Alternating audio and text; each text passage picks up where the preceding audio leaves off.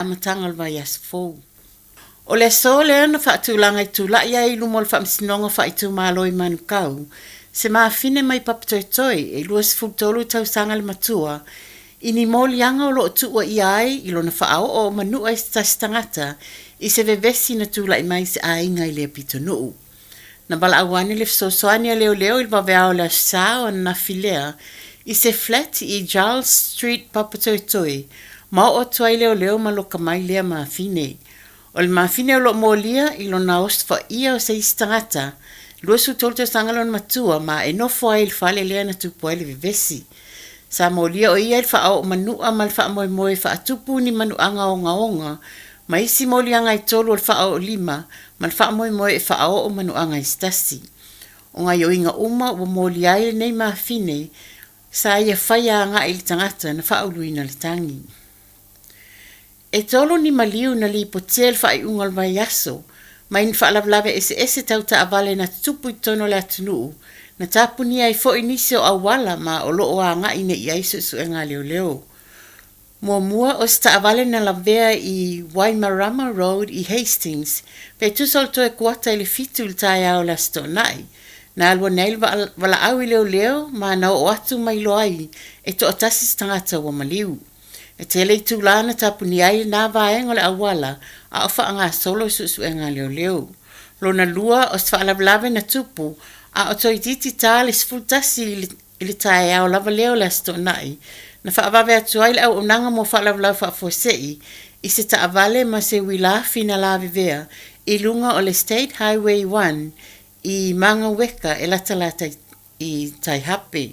Na maliu ai lava ina le tangata na aveina le wilafi. Ma le whalavlave lona tolu, na lave vea ini ta avale se lua I Lindes Pass Terrace Road, I le onga atono o tako I leo Aouli na nafi. Na mai tawina I leo ni ta avale se lua o lave vea, e lata I le Omarama, Lindes Road, I le tusole to sfulu minute I le afo le sfulu lua, I le Aouli na nafi. E ui tau mwhainga au o nanga la vea I sa whaia ai na maliu ai lava le tangata I to otasi I le mea na tupo ai le whaalawlawe. Ua iai le masalonga o soifua malolo I na New Zealand, pe a mal to otasi seis tangata I falling mai watoia a fia I le whaamai matautia o le meninga kogo po o le fiva whai ai le imatuafa mautinoa le mai. E to o luon whanau onga mai Dunedin ua whaamaonia lea a fia le nei whaamai I le maasina le nei, ma ua vaai I ai le matanga luenga o se whaamai o lea ua amata o na toe pesi mai. Na ta ua Dr. John Eastwood mai le National Public Health o le whaamai le nei o le fiva whai ai e vave tele le pisi atu I stangata I fiso ta inga wavala lata pe a whai o loo I ai le siama I se stangata ai le o iloina. E mwhaiona e whi avea I le siama e ala se tu lou I lo wisu ma le wha I e au nomani a unga wali ali ai. Ai e mwhai lava ona pisi atu le istangata o la talatane I ati oi. Ua watu ai nei se lapta inga I whana wa onga ai mai se lava I la tau o lo ono nofo whaatasi ni no fuanga o nofo tū mau. Ua tsau nei ona wawe whai ni tui pui ma ia alofia le inu whaatasi le ngutu se whango e tasi po o le whaanga whaatasi o ni vapes. O le tamaititi mua na whaamaunia wa afia na maua mai le nofuanga o lo nofo whaatasi ai tamaitia onga a le Otago Polytechnic I le aso fito mati. Ai o le tamaititi lo na lua o whaamaunia mai mai le University of Otago.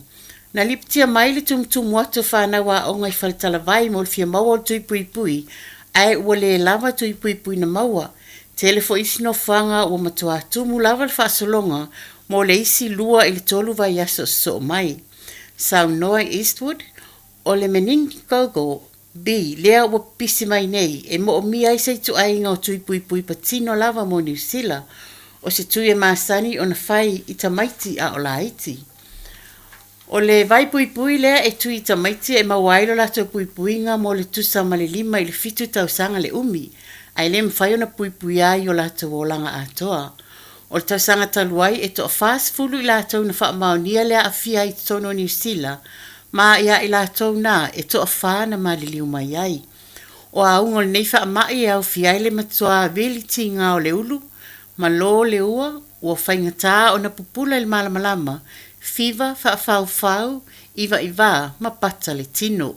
E tusalawa po le ale vave o tong fitinga e whaia, ai mai se to se fulo in tangata e afia, e to o tasi seisi o le ai ulawa ina maliwai. Na ta ual so upu o le Meningitis Foundation, Gerard Ruston ile One News, o le toi pipisi mai ai o le nei wha mai wa ilo ai, e le o so longa le leile wha awa wina o tui pui mo whanau talabou. Na mali waila fine o le ali so upu le nei wha mai tau sanga ilua fesful wha, ma na ia ta ua, o le wha mai le nei matua alu wha solo atoa ma vave fo ilo na afianga, e o lava i tangata e malolosi le leima soifua maloloina.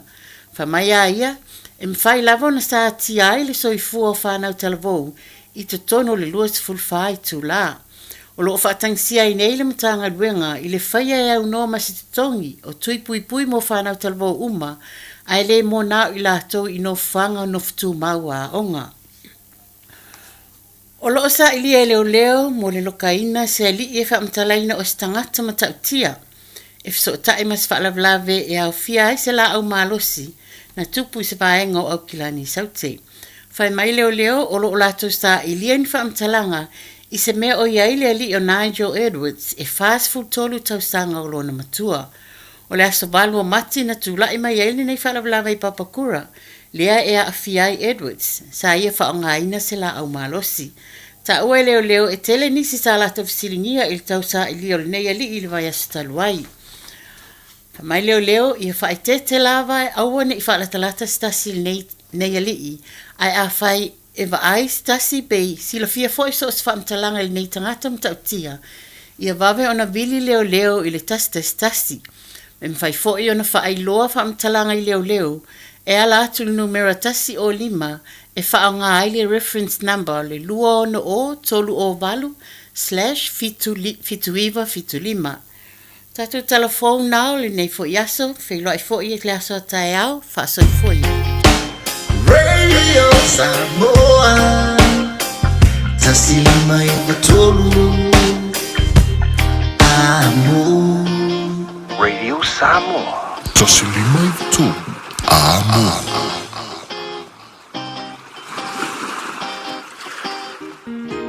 bounce with that, bounce with that. Bounce with that, bounce with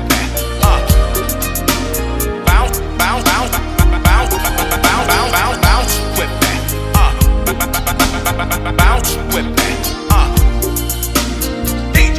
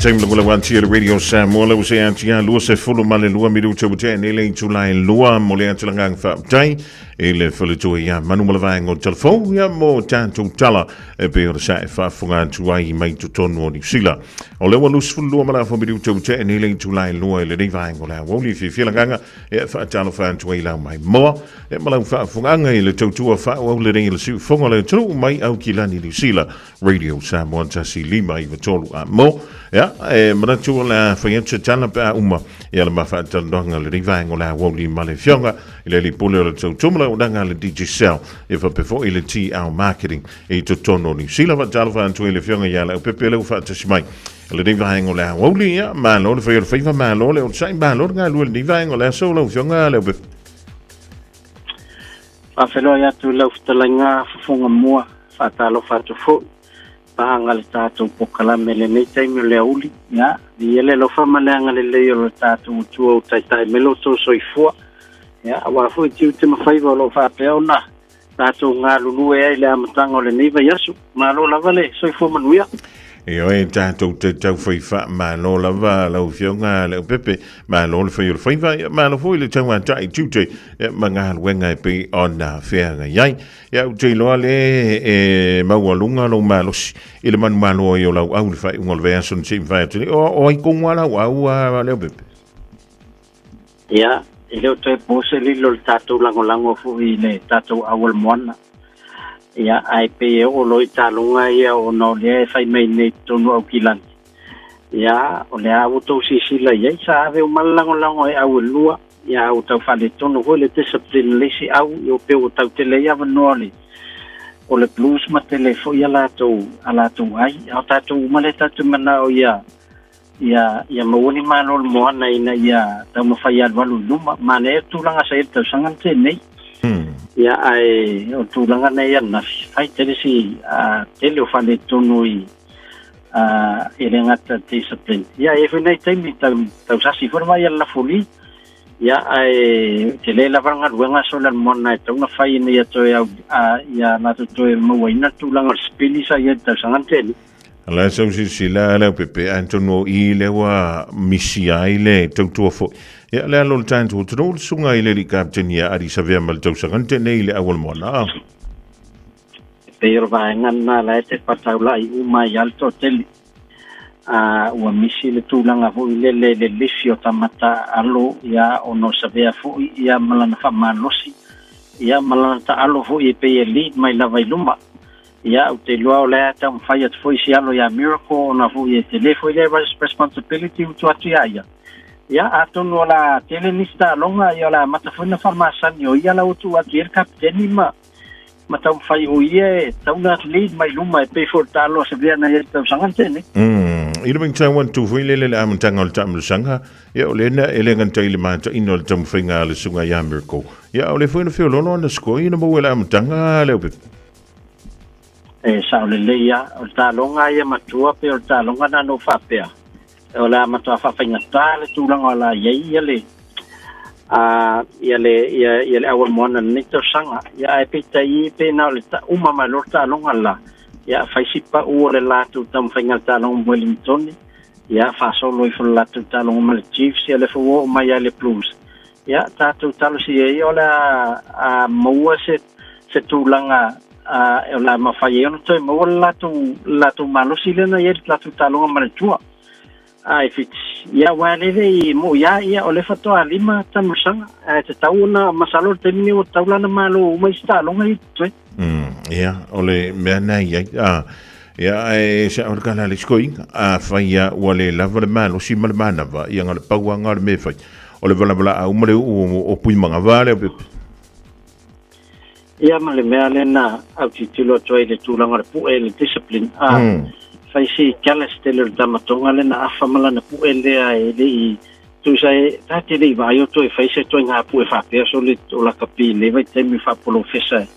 O na lai loe matua i costly la vai le i le au atua. Ia o le mea lana tawa i atu iai. Ia pe o ina lena fai si tinga ina i o le moana le temi lena ta alo e molu 2 minute le suia sesi. Ia whaftai fo e suingo tula fono nei temi. Ia e leo toe tuli motu se sia talo sufa e pe na 2 minuta talo sufa ia na sui mai leo tangata i ton. Ia e pe ua whaisi tele o le maalosi o le moana na alu temi na defender. Ia a le fo ele umi ia a fo e sau fo i tua le stam. Ia e a tono nei vangana o la sisila e sunga whaia ungama ma awai sia latu talonga ia toi ia e mo ia telefone ai le Blues e te tau ona lisi le performance le Blues pe aman na o e o atu le situ langa mana ia telele tam whainga talonga ma Crusader ia ai o le mo ia le nei tamata aloi na sui e whaonga talonga lea ia ai e te tau ana lifi tele o taimi na ta man na o atu le semi final ma atu ai il final ni tau sa sa o le lava le pepe ia o le tulanga fuli da ia mi se ile fa ngai na le o tatu tula fono fo ia le wa mani ia wa va ve ia le o le cha longa e sa le ia la o fiong ia o le menga ka o e alanga pu e foi fa penga ia o le tulanga foi le le sela mala ngota ia fit ai le sumio la fa fenta i po le attack full defense na o mal precision na matua la ta pena mai ai ia ai o la uia va ai le tamu sanga temin nei ia e o foi le prampisia na marosi saula mtanga ia le o so ola to fai ina lua fai si matua le anga fenga na fai le tua fit ia e pa wale la le tua e ser malo si lato malai ai malangalo ia fa ngata lo ia ele ia oine lo le pete o saunga le tua ola sa wai lava ma ia walo te mai tau watu ia pe foringa me te leo a wani sila wa malo ele tua masalo to le plus le malo ele awale ale tua ia pe at fa taito sanga ne la tutano nga fa iren pa ki le fa ye oi e pe ia ngi veila awala wali ia le fa oi fitile ala ina pi fa le tonu isi awa le pe ia te lo la matango fiel tu tam finga ile ding tu sanga mala o le tua pe malanga mai ia ma fa tu langa vol temi tu ta alo sa le ia ai atono la se va ia tu fo nei va yaso ia poi leo la o tu ile mai a se matu awale ale plus ia o tulanga ia tatu tu te minei ia Fofogamua to tele la volo ofsili mai wa feto ma o tatu talu wa feto ma o tatu talu ia o le tala fifia lo vai aso mo a perila leo la tau mai ele tatu supply mo tatu talu ia ma leo la tam fai la vai e fa vano atu i nei i Miami Street i le vai ngolo yel tatu le meo la tau mai el tatu talu ia ona fai lo atu foi leo isi vai ngo au kilani o le fa peona fa o atu yai ia e fa pena foi la le tatu vai esi mal tatu vai sa salapa ia o le umata fengo fia te minei a Fofogamua wa le fo fa popo ia le se riana po le SSP mangeli ia na o mfai ona nga ia tu ia le to tele fa fengo fia ona mau wa te na ona e paka le si tu town center e kolosi mai lo mo to Samoa ia na e mo e tau ma seriana po le SSP na o mo wata to vai esi mal tato vai se salapa e te le to tawanga ia tu le tato ofisa ia mo la to ina GI ia o le fa tolu Farrington Street in IGI ia ile manga tonu na ia le Island Bites ia o ina na wa mo wai le tato vai il tato vai esi mal vai sa salapa ia e mafai ona anga ia tu ia le malu sa tato watu e de tu tau mai mangele ia mo tato i manroa ia o ina ile tato vai nga foi le serve with love ina ile tolu lima Myers Road ia na o mo we foi tato vai esi sa salapa mal tato Moringa ia mo tato ia le south ia takanini manurewa papakura manukau ia na wala talata tuanga ia tuina ole vayaso nei ia e ton famo tu tato etni aventeo ia mole malu la tunu ile west ia anga isa oi fa inai aventeo pe a uman famo tu tato location ia o nale la vatu ia le tato vai ia mole malu la tunu ile o le west o isi vaenga umo New Zealand ia masalo atu vayaso fo ia wa ola tato website ola mfaya na yalu online tutong yelo vai ia ai kiliva tu mato fenga paanga ile kuya ia male New Zealand Post lea no tau mfai tato fenga ranga ia e fa mautu tu langa umana no winga afa pete Wellington ia fa taitainga ia tongi nela vai ia e motinoa po taeao ia po lua fo yaso o tau nu atu lau vai ele ia se umi fa pena foi le loika la stete ia mo ila to lo fa fonga mai Australia ia o mai tau atu le mato fontanga ma New Zealand Post ia o le tolu ai le 5 aso ia pe overtake atu foi ia o taunu atu lau vai au se talia e te le tau pole alai se tulaga o le ua mautu ia le matou faigapaaga ma New Zealand Post toia se anga ia na ola lola ia le tatou website tmarketing.co.nz ia o nala am fain fatau online nei le tatou vai ia amo me fu mal tatou talo we fu se wala fa ming no ia tual tatou talo online ia o vai nga umana le nga lu ia Fofogamua wa fatou toi no se tatou atu Malo fa tai o le menta wa nai ma wala no fu le anga ia tuai ia wa le tulanga le wi tanto le vai tau le nei ia na no fia ma wala va pe longo tala le malu le tunu ile me ma wa ile so soni ia le ngoi le funga tau ma fa e fia fa ta lo fa mru lo au le malu le tunu lo fionga le pe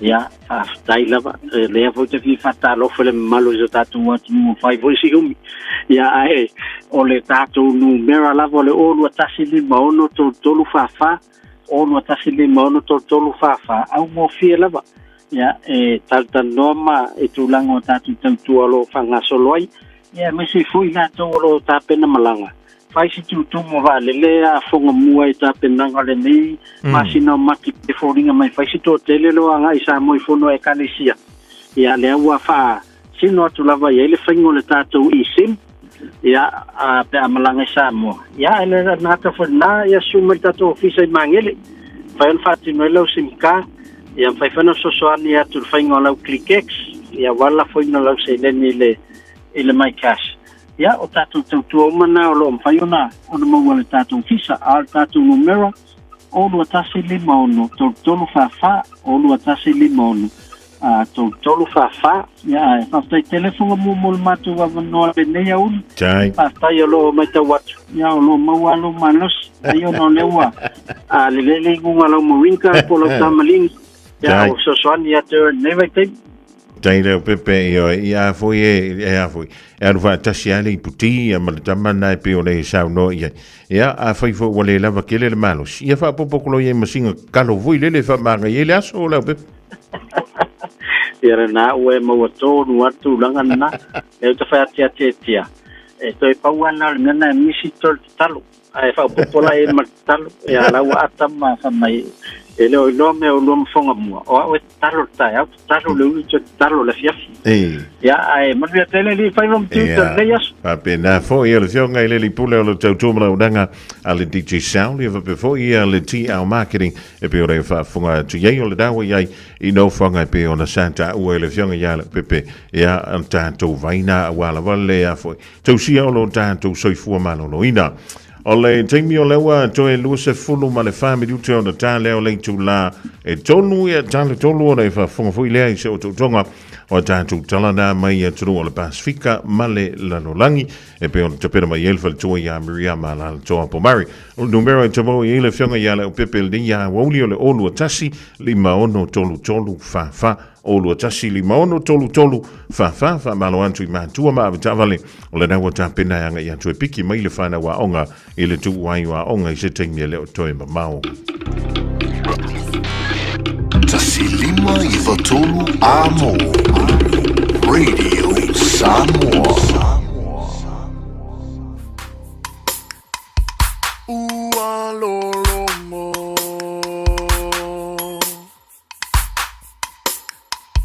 Ua lolomo Fus So Ua lolongo le fua malepa o Sa tua tula Imaia sauta o Tui sa vailu upe moni e la ufa alongo Tafia tauria se tufa ngau so malo Oi Samoa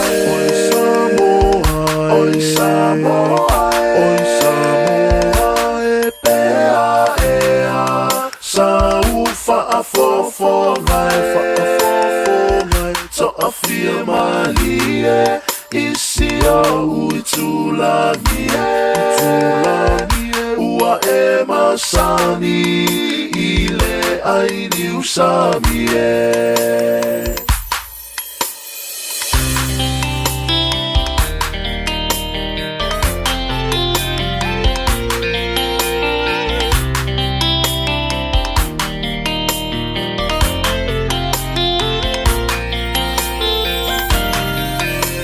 Sansia fo ila ulu se va ia moto Ole la male masina olo uanga se toto Olo upale uale so Ua matusia la ufa asolo Ele fai so ulu to ae aloita ile fa alomo Auewe tali Soria ete whaano Ono ua lufa lena Dia ua e loa Tasi lua tonu whale alofa Ae liba ila utautonga Ua lave ai o umama Mau utotonga Sau yo tao ta eva le I o Peta tenu nofo Ile mali e o si o loto Awale I e toema Salo fuma Pe ete tali tonu pe ata sola I maunga Tali tonu pe ata sola I maunga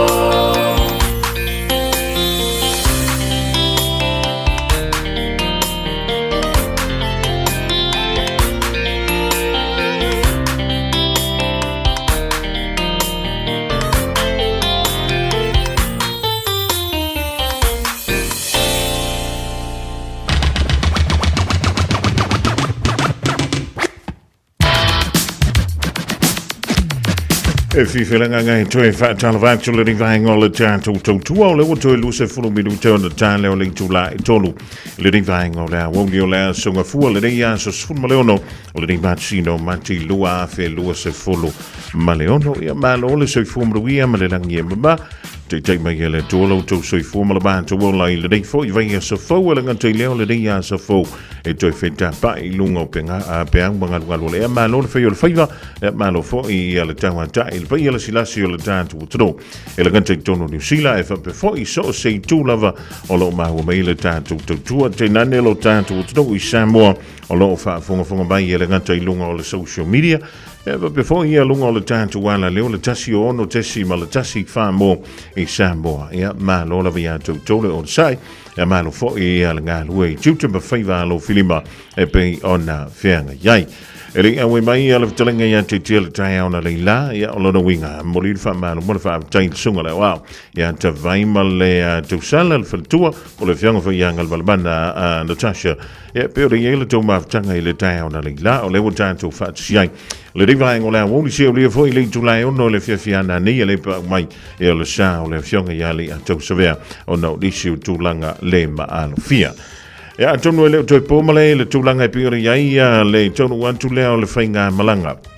And if young lady par Mia or New Zealand Samoa, epi on Nanga ear to a Malana and Malanga. Yeah, ila so, Lena Yale sounding or le fat for 2 pool on the swafa. Tui si nave maulu mo tua e le afia anga leo pia e le tai awa na li la o se taimi ya ona unan tu leo antai pe ona whaanga solo i fo le wha mo i le tai awa na li la a wala vai le wha le mai mo ya ma le silsila fo i le pia ma le manu le tai tu tro e nisi tu langa sawa pe leo na whaanga solo ai e le tai awa na li la ya o e le ngantai na o le Aoauli nei o le nanga i tuai ia le pa le mia o New Zealand e va before ia le tanto whinga malo i Samoa a wale talai nalo ia o le tanto no whanga fole o le whiri maketi i Savalalo a wala va ia le tulanga e pe o le iaile talai na fo le au nanga wanga ia tu le malo le tanto utro ya o sila na vaenga mo lo si le fia e le tulanga fo e pe o le iaile tantianga o nisi o mea o lo tupu i lo tanto utro i Samoa e le nei fo i a vaitau. Ja, en malo le fai o faiva, ma no fo i le on sa i tute manga wenga pe o nga parti ai e lo to pa ia malo o to mamal. Ai pitai e sa na mo lunga il fai ngol vea so le sei vai tune. E se fa matalanga e fa pe sa no antu ia le li pale mia o New Zealand e tawala tule le official high commissioner o New Zealand i Samoa o ia na te mana mia se suafa matai ia po o ia fia nofo i se suafa matai lo tanto utono i Samoa le se file mo na mawai le fai ngora vea son se vai utini ile te le o fira ngalo sa fa apele ona fa aliai ia ma sa tu faciliai ia po ai mon wa o le saunga sa fa apele ona sa no ye le fionga le li pale mio le tanto utono i Samoa I lana polokalame ua whai ko ina o le soa le pule I le fiafio le Australian Saint Vile today. Ma ia ta wa e wha pēr se wha mtalanga. Ia o le na tālu sanga atu ia le ofisa voi le o le pāle mia. Tau la atu le ofisa o le ai komisina o New Zealand I Samoa pita. O le tai eo ana leila. O le na toi wha marino ma ia le mata upule da. A wana ma ua lo I tala e fale televise. Ia ma le tio e le ngata voi leo newspaper I tono New Zealand. Sa fa pele ona la walunga I le telo tu singa I le fai ngona vea so le sei ma vai to nei e pita I lai da ufa mdino mai le tangula mai le tatu malo I Samoa e le I talo sanga ina e pele yo at foi se fina ngalo e fa pea o le li pale mia e tawala antu le official komisina o New Zealand I Samoa e talo sanga ina ile so fa matai e pei ona fa fu tupu le li pale mia o New Zealand ile so a tonu si tātou tani pole ale tūlanga o lea o Yesu Saunwanga ia mailo tātou malo I Samoa e whaatau I lea mata upu sa whaapelea o na lo ngā mala lo ai lunga o le social media I le whai unga o le veiaso na sei mawai today ia ai o lea whaawawa tātou whaafiafianga mole anga ia tō mātua e piki le whanawa o ngai le nivaenga o lea Aoauli ia loka whaaleleila o whale e arua baka whaaleleila o tā avale se o le mole mole sala le vai temine o le mole mole kupe mai ma wanga me sol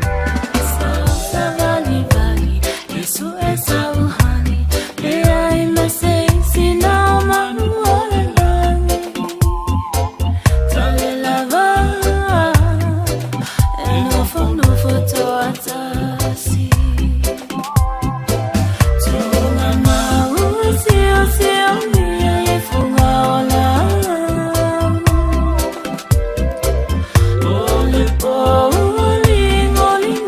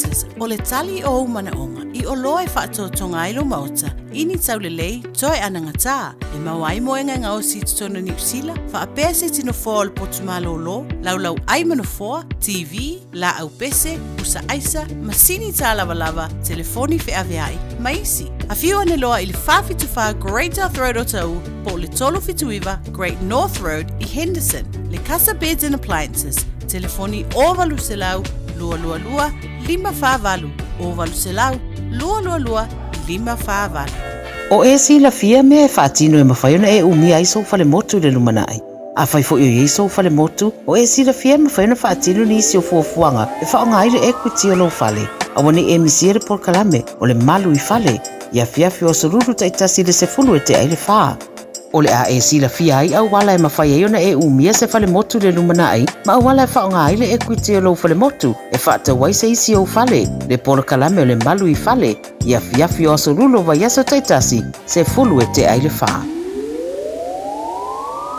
Hey, don't be that guy or that auntie ignoring a sore throat. This isn't just some drinks and lemon tea in your sweet situation. Untreated sore throats can lead to rheumatic fever. Nobody wants that for their family, eh? Go get your Pepe's sore throats checked at your GP, school nurse or pharmacy. It's quick, easy and most importantly, free. So come on, whānau. This summer, take care of your tamariki. Get it checked and get it treated. For more info, hit us up on socials at Stop Sore Throats or visit stopsorethroats.in. Radio Samoa. Taslima ivatolu. Amo. Aumaya! Kaukela o biara ni pala biara baloku kokatia Samoa!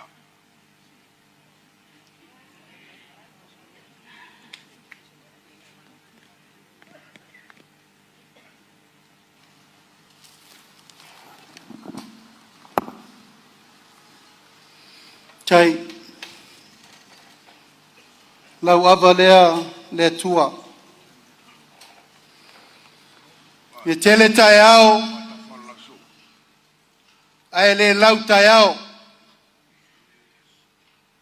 tele aso e le lau aso ai tau talaso le so ia le tua e lo na lofa ma lo na ngalelei o whātau nuu lau o le whāmoe moe le so. E oina tātou whetahai, pia ngai malu I tau o le soifuanga. Ia e tā pena e le tua le whātau nuina o le tai au malasu. Mori le nganga whāwhtai tele le tātou whianga ia pia. Pa ia lava le ia losina, ma le vaina le lepa, ma le whaifale o tala balasi. Ma malu whāle tolu. No foi tua inga ia tui sa mau. Ma le tātou nuu. Paftai lo tau taulanga osi o wasa moe le so. Elena so na to ia tu pala fa penei. Ayala na mafua o le moni o lau tau tua mo Samoa. Leo fatino I le so wal fa fotu tupu mo fa fotu le bali. Le fionga li pale mia o le malo New Zealand. Tionga ia tu isinave maulu matotua. Honorable Prime Minister, you have said it all. We are no longer friends. We are family. And families are forever. Politics can end tomorrow. But families goes out beyond the grave. And that's how Samoa consider New Zealand and Samoa relationship. We are here with great honor, respect, to receive you in Samoan's hands as we consider New Zealand as our home as well. So on behalf of every Samoa in Samoa and in the world, including New Zealand, we bless you and we remember you and your government in prayers. Thank you for coming once again. Soifu manuia fa manuia le tua. Ia manuia le tātou tai amalasu.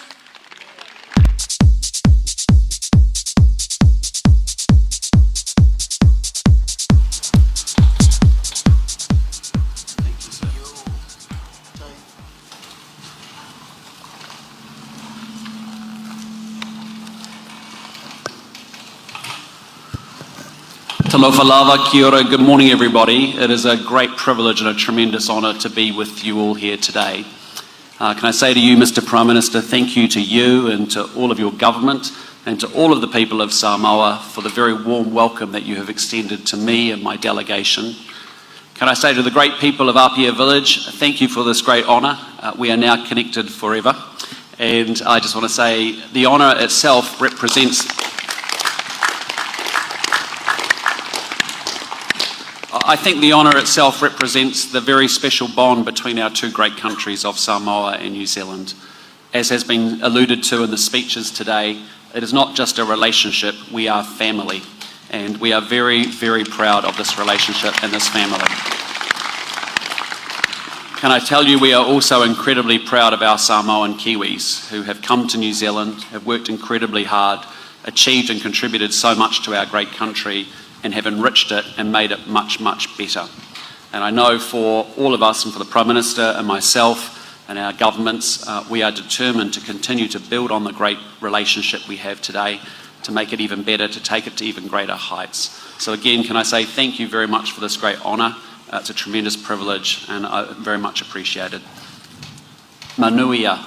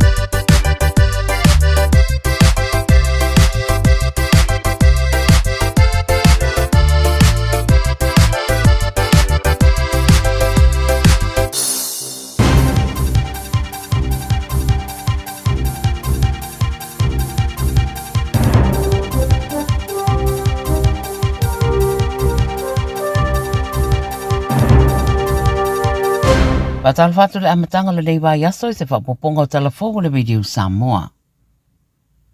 E momo atu se ripoti le tamai o le taua i Iran, e le o iei lava se whailo o le ono mai o le taua i Iran i se teimi wawe, whai mai ripoti au pito le tamai le lona se fulu ono i le nei o aso o le taua, wa whailua Israelu le CNN o loo fuafua, ai titi mai peto e tolu nisi vai aso le lato campaign o loo whaasolo, ma le whaitau wafe o nisi o taula inga o loo totoe o loo anga i aia lato ngai o inga. Ato ai ma le lato whaamtalanga o le naunau ta inga ina ia ausia o lato moe mitinga ia matua i whaavai lava le whainga maloa Iran. Mo whailo fo i sui o le whainga maloa Trump, pe ama le toe tolu vai aso mai a le taua, a ele i sauni Trump e whaia se marienga ma Iran o na ele o le leia ia inga o lo iai le teminei. Whailo fo i Trump i le lava li poti tālo sia, ia whaamatu wane Saina, Farani, Japani, Kore, Saute, ma le UK, ma isi, ia ni waa tau i le Strait of Hormuz, ina ia whaatanga ai le anga iane whasaunga le mu, o waa i lea whaaitu, ma ia whaasaunga le mu inai no fuanga. O le tau ia o le penisini a Amerika o le 23% le siitanga taru le taua, ai Iran o whailoa se sui o lea tunuu, o lo whaasolo na manuia la lato taifou, ma o lo le leile pule ina malosi o lea tunuu. Pa maonia le maaririu o se au waa o se vaalele a Amerika i le vaiaso taluaina ua whaale tonu le waa i le itu sifo Iraq, ma o lo whaiane i eisu suenga. I Kenya, e matautia lo longa o lo o a fiai lea tunuu, whaaria i ripoti le BBC wa whaapopo atu le isi tu a whaamāririu, ma ia lo longa i le mai o timunga mamafa i le tunuu. Wa o tuai ma leo whai o tangata māririu, tanu mai le vai aso na tenei i le ono spulu ono. O le lau mua Kenya o Nairobi, na matua ia a fia ma lawe ia mai ei tangata tu spulu tasi, mai se taavale na a fia i lo longa. Lawe ina mai ei fo i manita maiti se to o lua mai se fale na lolo waia.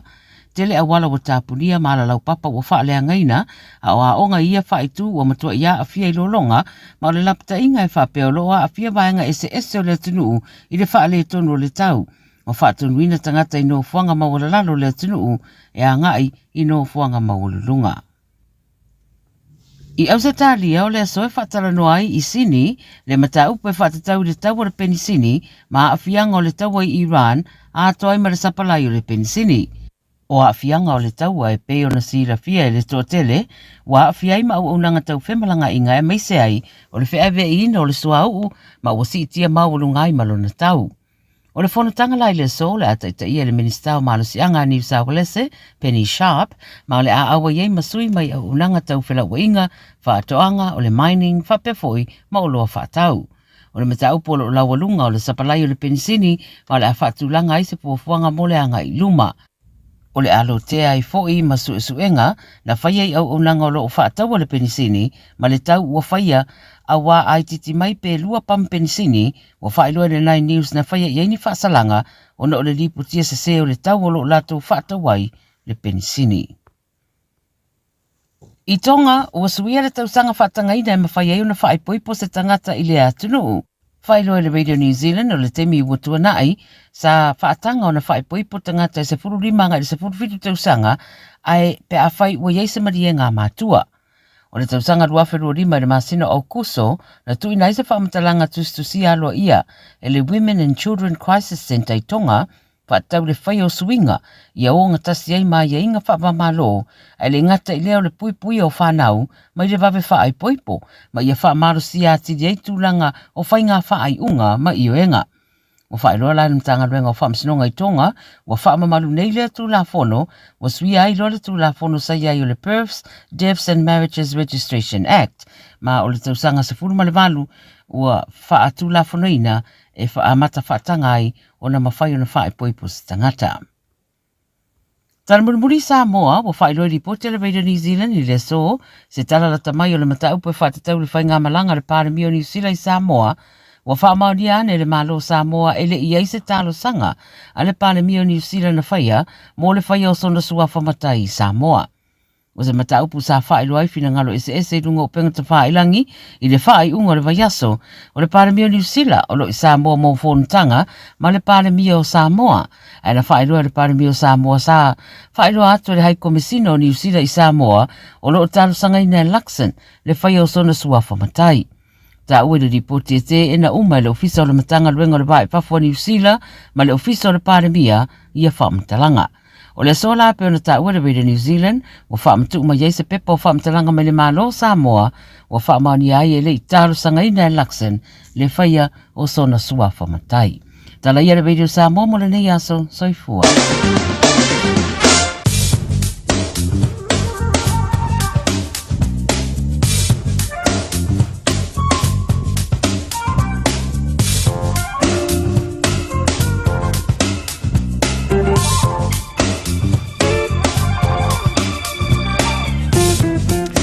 Ole dawa e whafoga I se whapokona o tātou tala mai a taru o le Pasifika male lanolang.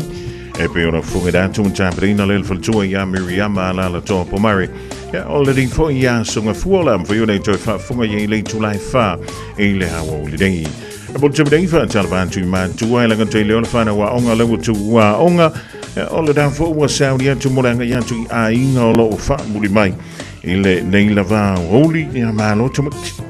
O ama yo tau e ama I le aonga ia o au me sa whai o I le aonga le reas sa e le aonga po le sa e no fwele whale ia le lei I hoi wha mau le lei a lo fo si pau ia ma wal whai le sitamitici o le mena e tu poe le pisa ku poe fua ma le vevesi ai wal le lei o le venga le tātou tala o le tau mo le soma le soa tai au mo au ki lani ma Samoa e pe ora ua mai le ofisa o le vai tau mo lo si la fia.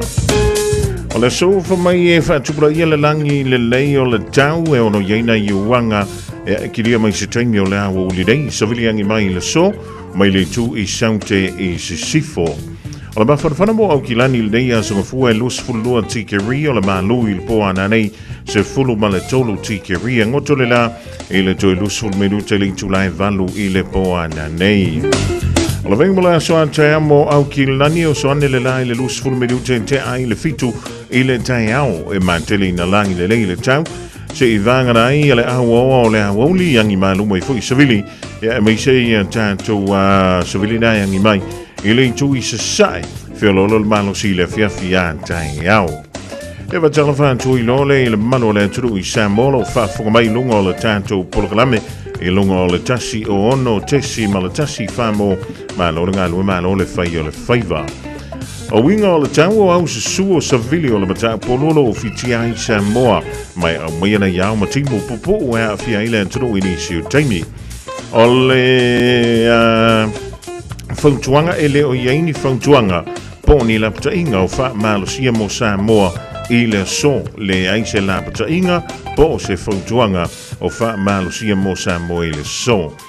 O le vainga mo le rengi a Aoauli langa I antolo po ana nei mo Samoa e ufitia se vainga o le langi au. Ma dai timu popo e tolu va vasalo ai, fa pena I wila ma fai te tili e ono iai. O le vainga mo le aso a te amo Samoa o le a le lei winga o le tau se I vangara ai dai timu popo e le aso a te ao. Tulanga dai pione e winga o le tau I le so, anto ai fo I ma le aso a te ao. Peona with the mail official vai tango lo si la fia wa la vau fuanga o le ria songa formula so antai au I nei au ki lani mo Samoa. Ma talava tu dai Point England ma futo me Rachel Sifa o Maria Sengyam ma lo so fu Rosie Alefosio la kamo javale o life forever sini soa va before you ropiti mai latabla inga in Brisbane Australia Junior Moli e malonga luele de ya so Frida now Christina Tervasa e mala inga nai Melbourne Australia le aunga tomulu va before e testiva le ma futo mai le ding vainga o le tantu totua Tasilima I vatolu amo Radio Samoa.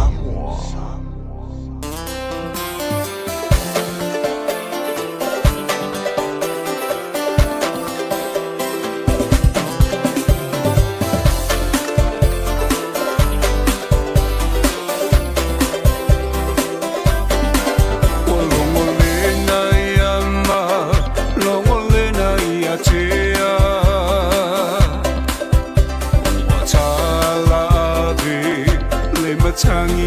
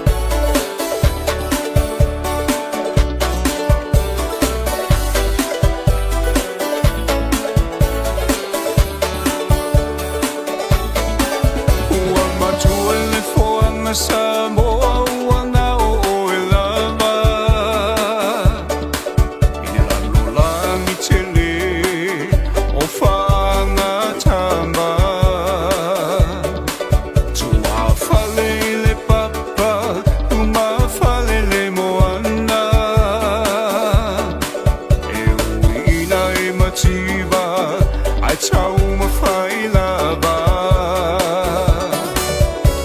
O pua le tātunu o si mea mangu mangu e maua while mu. Tau ina ia hui masao le whamoe moe mala siri au tu. Au alo ala whaiva I whaanga tama. Tau ina ia manuia u maula asana. Maula umalava.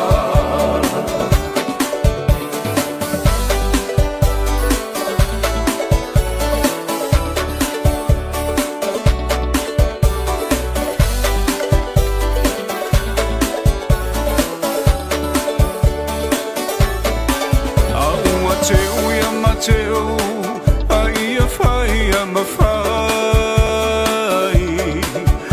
O mamana, awa e te whawai vai. A ia mana Samoa, lau tāpua inga. Peona talo lua tūna mawhatai lo la lo whaiva. O se whaiva tāpua ia, le mea mori e a e manuia. Tauina ia e mana toa loa tunu, pele male tāpua inga. Ia polo tino a e malama lama o mata.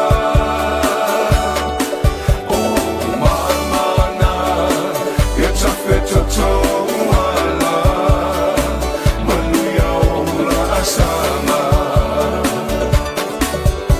Tauina ia e mana toa loa tāpua mai ia whamuamua. Samoa e ole tama sani o tamana o matua tuile atua.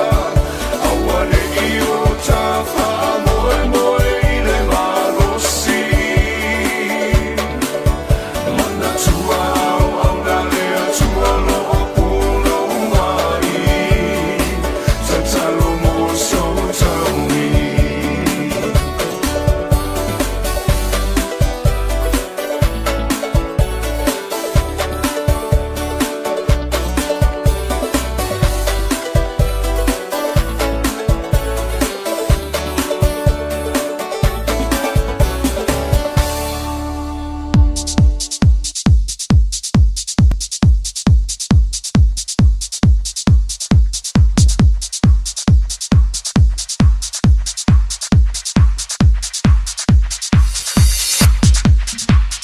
Vivianga o le ringainga o le Aoauli e pe ona I whaafunga tiele tō whai a whiu semo le tufunga e ina uasi a tō le tātou teimi a sifunu le 5 minute o tēne le tūlai tōlu tō I whaatalo whaantua I le ringainga o le Aoauli mātua e mi sila whaina wa onga lau tu wa onga tala wata mai tio me o tō e a mai lea onga e o sa tamal le mai tēne le lei wha mau veo lau fuspa tono le tāwa le leanga I anto le tō a inga a e a le lei whiwhilanga o lau whaatasi mele sunga I a Victor o le tō tōmala udanga le Tire World and Auto Limited I ona la lai lua e o Tarawa se tātou li poti o le rei fo I vai a sa fong tala wa Victor ma lorga lua e Ya, kalau fatu maranganga selalu ya, satu Fofogamua itu la de Aoauli kalau la bat kau tu kalau susah murut punya motor malawan itu la de Aoauli itu de murut sa ya amat punya mana banget kau misi punya air bang apa ya sar sola jadi orang kali ni kalau dah foi betul tu ia malo alfa malo si malo foi le ona sa ia Victor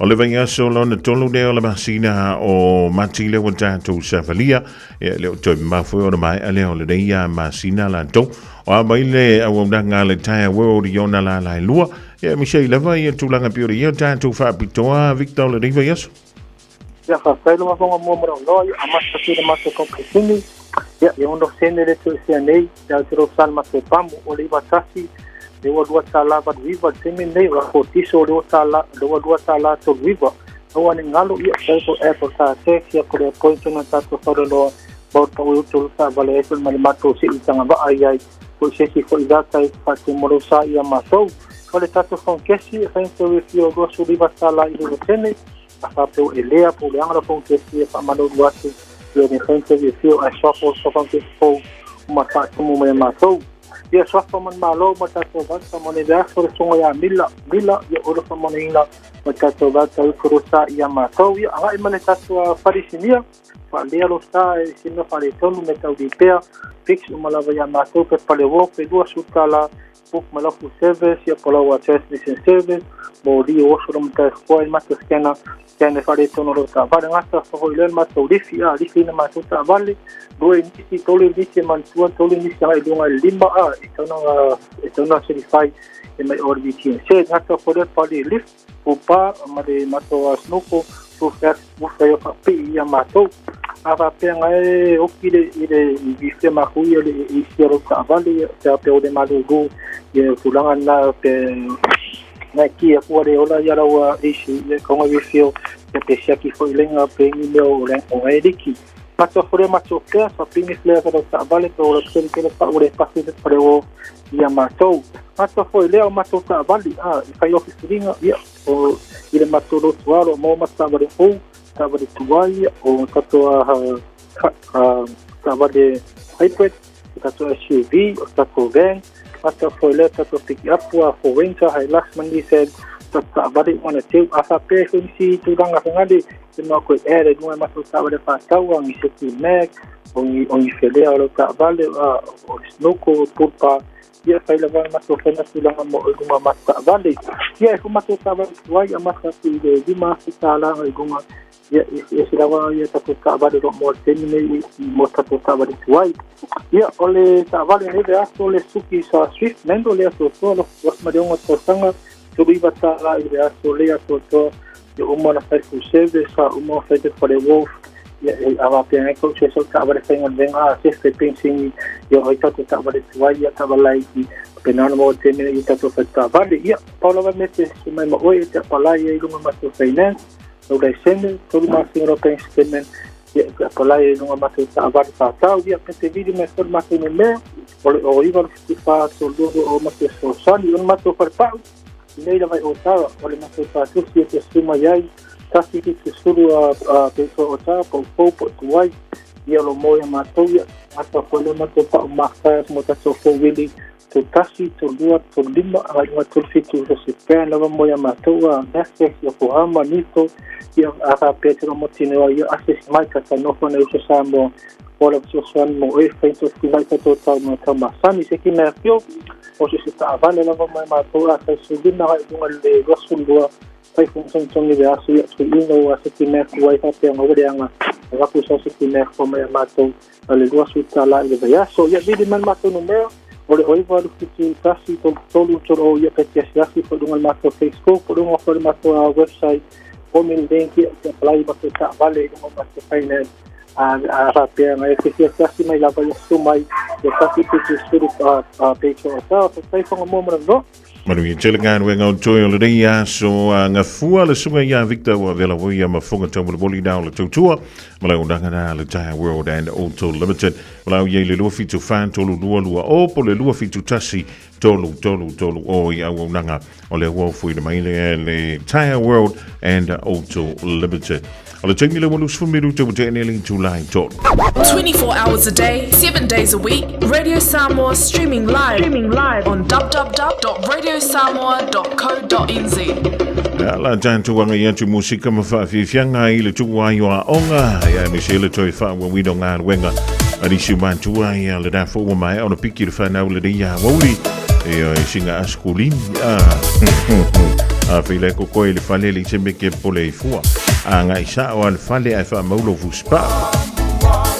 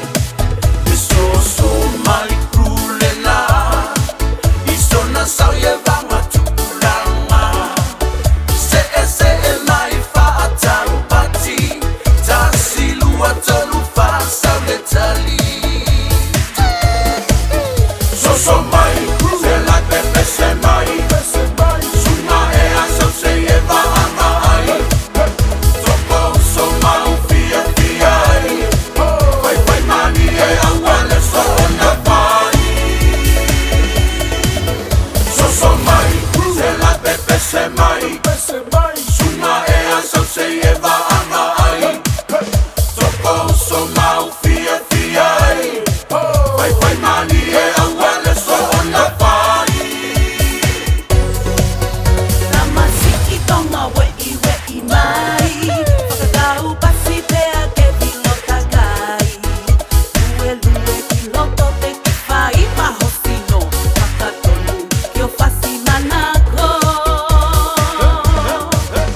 Tahahine tonga tau o lunga mai Whakateki peke hao tai Pola haka peke mali mali mai Wasi fu pasi ki ho whasi manako So mai, se la te se mai Sunga ea sau sei e vaanga ai Toko so mau fia fia ai Pai pai mani e awale so ona pai So mai, se la te se mai Sunga ea sau sei e vaanga ai Toko so mau fia fia ai Pai pai mani e awale so ona pai So mai, se la te se mai Sunga ea sau se e va ava ai Toko uso mau fia fia ai Pai pai mali e awale so ona pai So mai, se la te se mai Sunga ea sau sei e vaanga ai Toko so mau fia fia ai Pai pai mani e awale so ona pai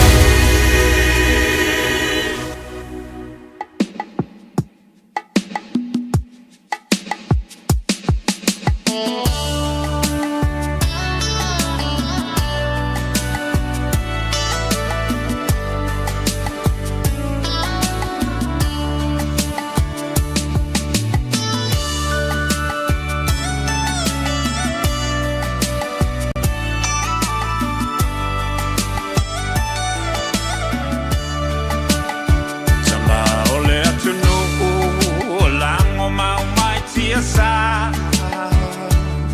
Taimi osia mani ma peretania Loma e mae sa ili malo o Samoa ia sa oloto Tama sese ua malingi loto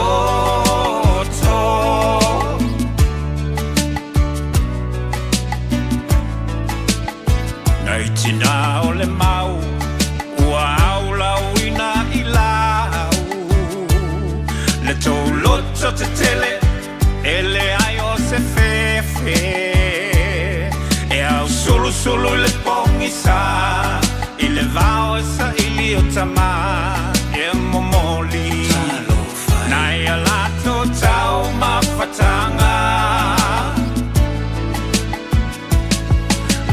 Waki alangona pesi o iguleo Ele pule ni palangi o la Samoa Ole mau a pule, ole mau la vale ataua Ole mau Samoa mo Samoa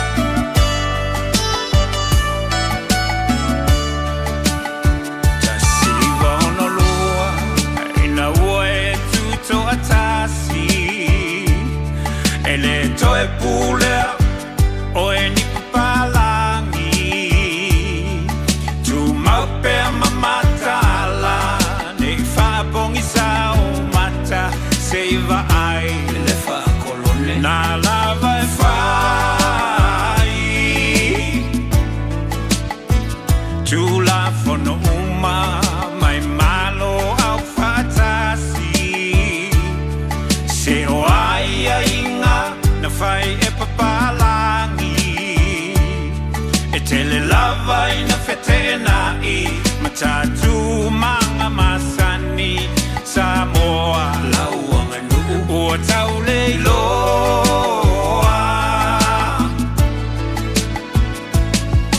Lauaki alangona pesi o iuleo Ele pule ni palangi o la Samoa Ole mau pule, ole mau la maleta ua, ole mau Samoa mo Samoa. Ele mawhai e vai na tenei a le alofa. Ele mawhai, ele mawhai, ele mawhai.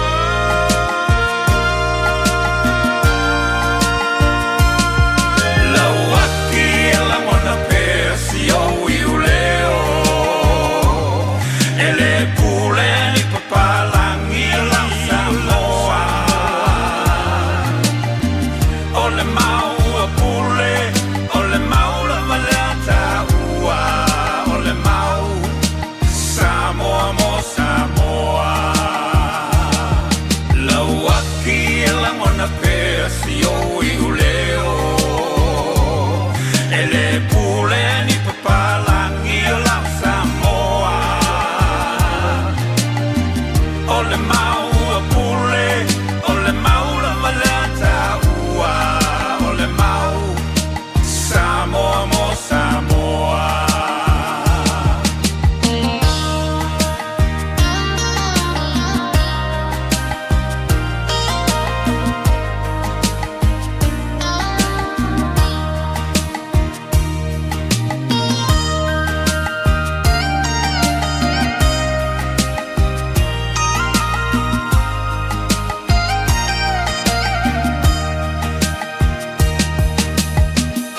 Manuel vau sei tau sangi mai Kature langi sei sa ini mai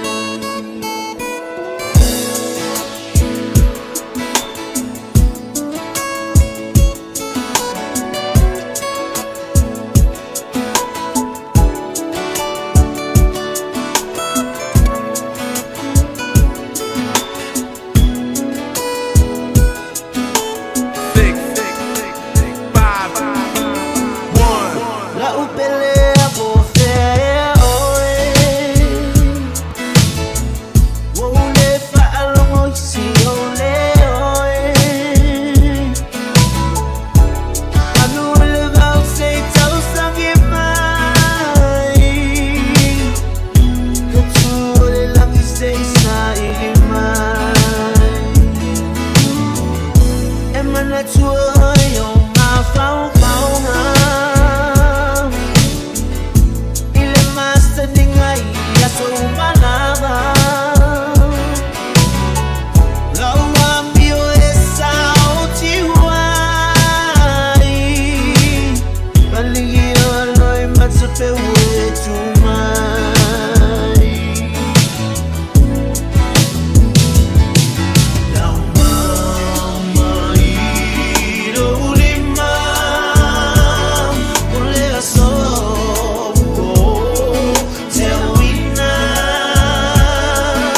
Le pine fa'amau Le ailo uinana E mana tuai Le tama putanga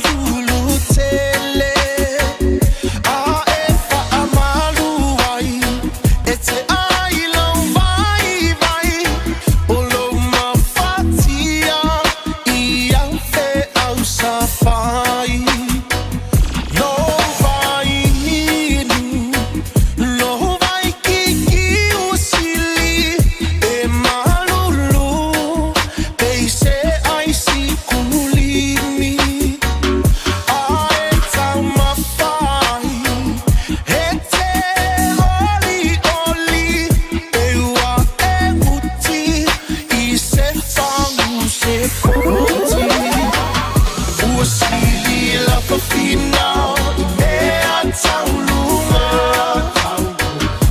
Ua mana na ia tele ona falesa Ua faafua tonu mai maua Sasa e sisifa Menta tisila mosa Le katoliko Ole tofia le teine Samoa Ya mala mala male taina ole sua Le palua vama le sula tonga Ia mana tua Ia mana tua Au tukula ngatala voine ia so Kase mana ufa alia li malu Ai tile faa Samoa Wana ole nanu Faa mole mole so te filo malu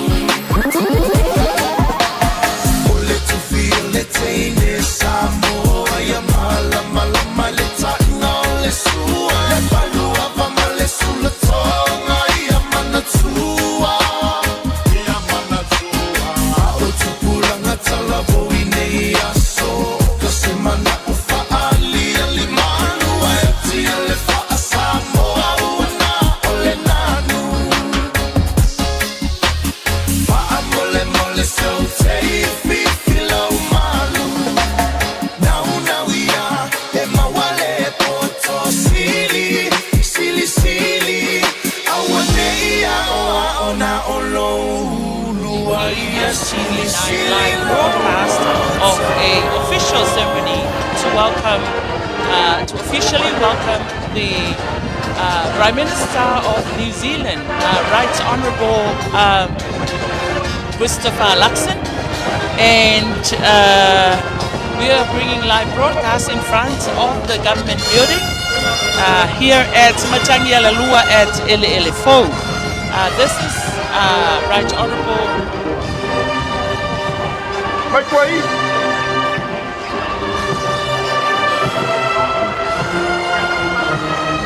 and the program is scheduled to commence at 9 a.m. this morning. And we start with the card of honor.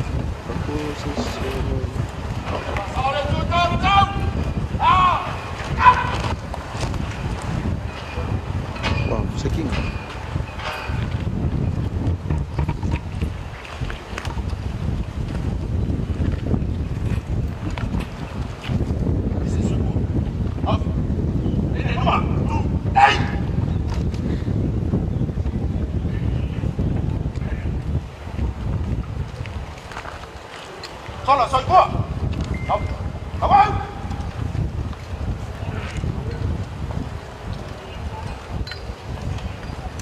Này tua, tu, đây.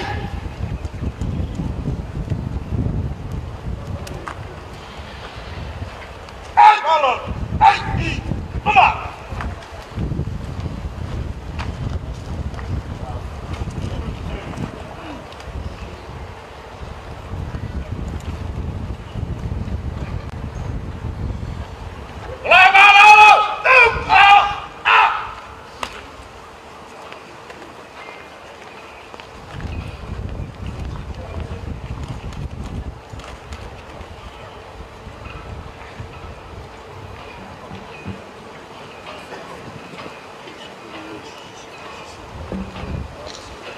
Excellencies of the ministers, esteemed delegates, io le giunua firmai mangiato e fantalfant, e fu tempo di finore, firmai di tari mano, e esco il futuro, e firmai su bambia, ma poi il capretta, e per voi mi sa la avanti le firmai, sumai, fa firmai da l'anno.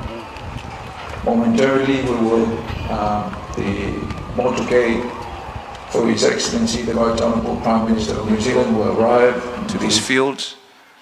And when the motorcade arrives, we will ask everyone to be upstanding for the arrival of the Right Honourable Prime Minister of New Zealand, Luxon, and his good lady, and remain standing for the national anthem of New Zealand and the inspection of the Guard of Honour by Prime Minister Luxon. Ia o le ua leo toi mamao e tau no mai ia e le malai nei ia le fionga i li palmi o New Zealand le fionga ia Right Honourable Luxon ia malona whaletua a whai e tau no mai le malai nei o na utapale ma le whaaloalo le paia o le walaudia ina ia o tātou tūtula ia o fio mai ia e whapena fo i ma tūtula i pēa mo le taina o le tangawai o le malo o New Zealand a toa i malea sisia o le tūla i whaaloalo e le malu o le malo e le fionga i li palmi o New Zealand.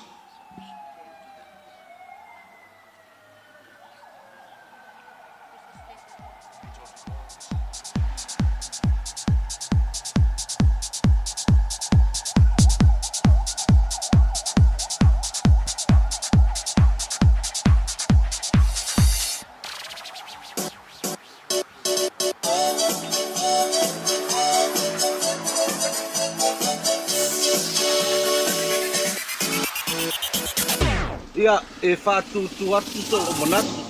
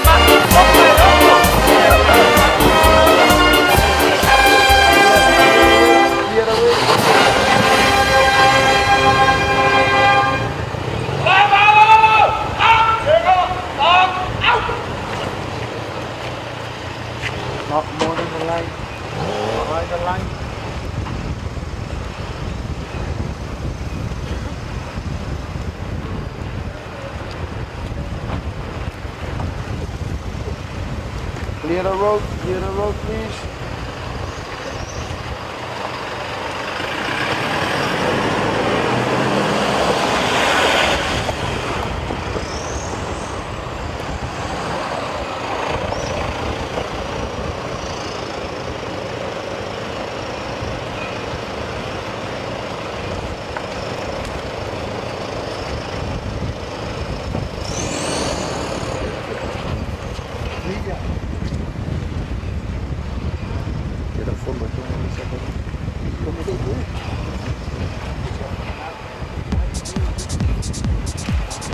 Yeah, they will follow. Yeah. Thank you, media. Thank you. Stay clear of the police.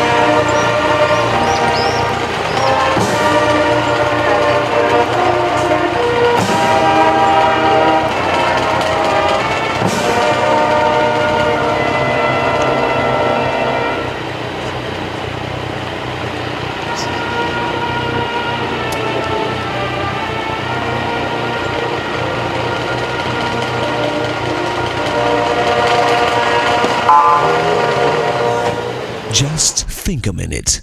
It could change everything.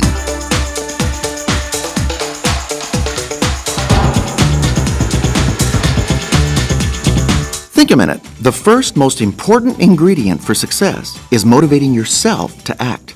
You must believe every day that your actions and work are moving you closer to your goal. You are the one who makes or breaks your success. The second ingredient you need for success is skills, your abilities that you sharpen by using them again and again. This only comes through practice. Practice does make perfect. Experience is the best teacher if you keep learning and improving each time you do it. That's how you become skilled and professional at what you do. The third ingredient for success is knowledge. For example, a salesman needs to know everything about the product or service he sells and also how to sell it. This kind of knowledge you can get from books, training programs, or courses, and also from experienced people who can teach you. Then as you continue to learn the new technologies and knowledge, you stay successful. Success only comes to those who try, so just do it. Put all of your knowledge and skills into action. Your confidence, passion, and perseverance every day will keep moving you closer to your goal. A club of teenage boys wanted to get good jobs and do better in school. So a successful businessman started teaching them that if you concentrate your efforts, it can take less work to succeed than it does to fail. Plus, he taught them how to have confidence. Within just 30 days, all 16 boys had jobs. And in 90 days, some of them had moved up in school by 2 grades. But they had paid the price for success by working hard and smart. These same principles were taught to hundreds of criminals in prison who wanted to change and succeed. Of the 800 prisoners, 84% stayed out of prison and got good jobs. Why not start on your road to success today? The first step is to ask Jesus to take control of your heart and life. Then he can help you as you learn all the skills and knowledge you need to succeed. He'll also give you the motivation and passion to fully live and accomplish his important purpose for your life. Just think a minute.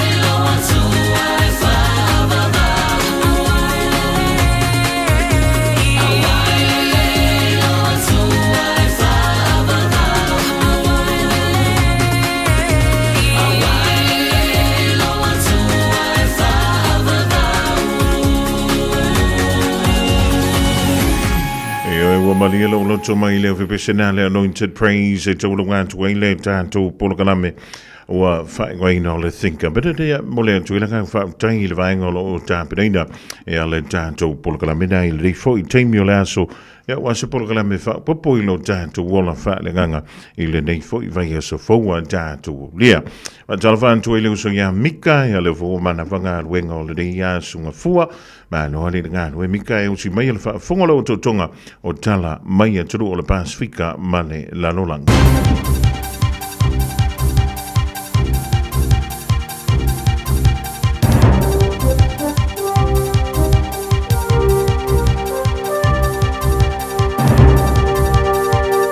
Patal fatu le amatanga le leiwa yaso se fa poponga o telefonu le Radio Samoa.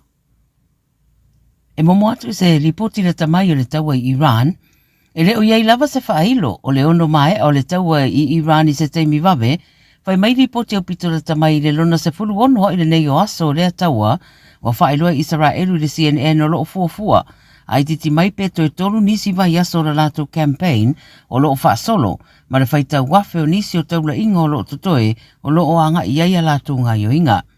Ato ai ma le lato whaamtalanga o le naunau ta inga ina ia ausia o lato moe mitinga ia matua i whaavaiwai alava le whainga maloa Iran.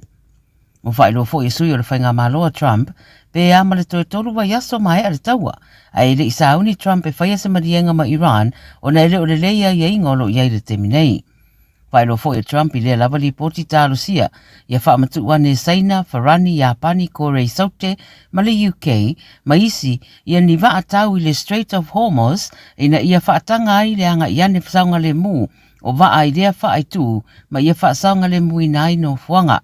O le tau ia o le penisini a Amerika o le 2% le sitanga talu le taua, ai Iran o whailoa se sui o lea tunuu, o lo whaasolo na manuia la lato te fau, ma o lo le leire pule ina malosi o lea tunuu. Pa maunia le maririu o se au waa, o se waa lele a Amerika i le vaiaso taluaina ua whaale tonu le waa i le itu sifo Iraq, ma o lo whaiane i eisu suenga. I Kenya, e matautia lo longa o lo a fiai lea tunuu, whaalia i ripoti le BBC wa whaapopo atu le isi tu a whaamariu, ma ia lo longa i le mai o timunga mamafa i le tunuu. Wa o tuai ma leo whai o tangata maririu, tanu mai le vai aso na tenei i le ono spulu ono. O le laumua o Kenya o Nairobi, na matua ia a fia malawea ia mai ei tangata tu spulu tasi, mai se taavale na a fia i lo longa. Lawe ina mai ei fo i manita maiti se to o lua mai se fale na lolo waia. Tele awala wa tapunia ma lau papa wa whaalea ngaina, a o a onga ia whaitu wa matua ia a fia i lolonga, ma o le lapta inga e whapea loa a fia vaenga ese o le tunuu i le whaale tonu o le tau. O whaatonu ina tangata i no fuanga mawala lalo le tunuu e a ngai i no fuanga mawala lunga. I ausa talia o le asoe whaatala noa ai i sini, le mata upe whaatatau le tau o le penisini, ma a fianga o le tau i Iran, a toai ma le sapalai o le penisini. O a fianga o le taua e peo na sira fia e le tōtele, wa a fiai ma au unanga tau whemalanga inga e meise ai, o le wheawe ina o le sua au, ma o si itia maulu ngai malo na tau. O le whanatanga lai le so, le ata ita ia le minister o Malosianga New South Wales, Penny Sharp, ma le a awa iei masui mai au unanga tau whelaua inga, whaatoanga o le mining, whapefoi, ma o loa whaatau. O le mata upo o lawalunga o le sapalai o le penisini, ma le a whaatulanga ai se puafuanga mole anga i luma. O le alo tea i foi ma suenga na whaia i au unanga o loo whaataua le penisini, ma le tau ua whaia a wā ai titi mai pe lua pam penisini, ua whailua le Nine News na whaia i eini whaasalanga o na o le liputia se o le tau o loo lato whaatawai le penisini. I tonga, ua suia le tausanga whaatangaina e ma whaia i una whaaipoipo se tangata i le atunuu. Whailo le Radio New Zealand o le temi ua tuanai sa whaatanga o na whaaipoipo tangata e se furu limanga i se furu fitu tausanga ai pe a whai ua iei se maria ngā mātua. O le tausanga ruaferua rima le masino au kuso na tuina i se whaamatalanga tustusi aloa ia e le Women and Children Crisis Centre i Tonga whaatau le whai o suinga ia o ngatasi ai mai ia inga whaamamalo e le ngata i leo le pui o whanau mai le vawe whaaipoipo ma ia whaamaro si ati di eitulanga o whai ngā whaai unga ma ioenga. O whaeroa lai mtanga renga o whamsinonga I tonga, wa whamamalu nei lea tu la fono, wa sui ai lore tu la fono sa iai o le Births, Deaths and Marriages Registration Act, ma o le tausanga se furu malewalu, ua wha tu la fono ina, e wha amata whaatanga ai, o na mawhai o na whae poipo si tangata. Tana murimuri Samoa, wa whaeroi ripoti le Radio New Zealand I le so, se tala la tamai o le mataupu e whatatau le whainga malanga le pāremi o New Zealand I Samoa, wa whaamauri ane le malo Samoa ele I eise talo sanga a le pāremi o New Zealand na whaia mo le whaia o sona sua whamatai I Samoa. O se mataupu sa whaelo ai fina ngalo ese runga o penga ta whaelangi I le whae unga le vaiaso o le pāremi o New Zealand o lo I Samoa mo whontanga ma le pāremi o Samoa. Aina whaeloa le pāremi o Samoa sa whaeloa atu le hai komisina o New Zealand I Samoa o lo talo sanga ina Luxon le whaia o sona sua whamatai. Ta ue le ripoti e te ena uma le ofisa o le matanga luenga le vae Papua New Zealand ma le ofisa o le pāremia ia whaamtalanga. O le sola pe ona ta ue le Radio New Zealand o whaamtu uma yeise pepa o whaamtalanga me le malo Samoa o whaamani ai e le I talo sanga ina e Luxon le whaia o sona sua whamatai. Tala ia le Radio Samoa mo le nei aso soifua.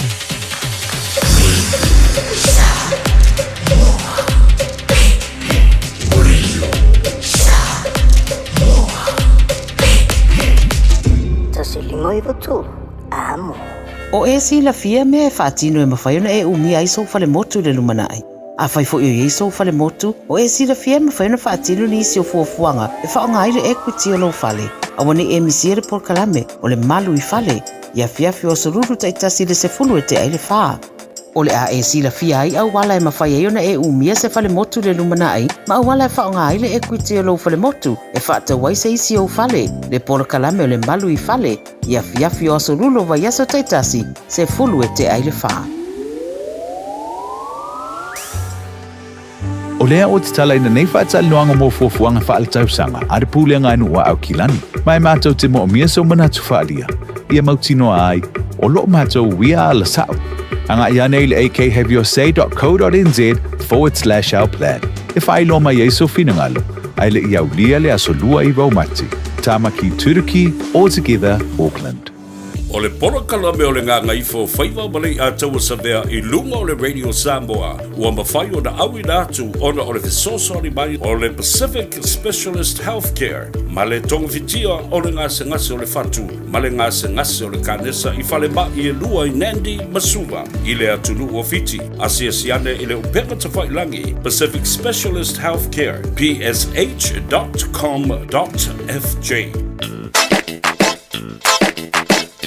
Eva mai pea I the radio kasi lima I vakolu amo. Ao ngā tele sunga mo oe. Keo e noko. Keo e pāramia Luciva. E a whomoia.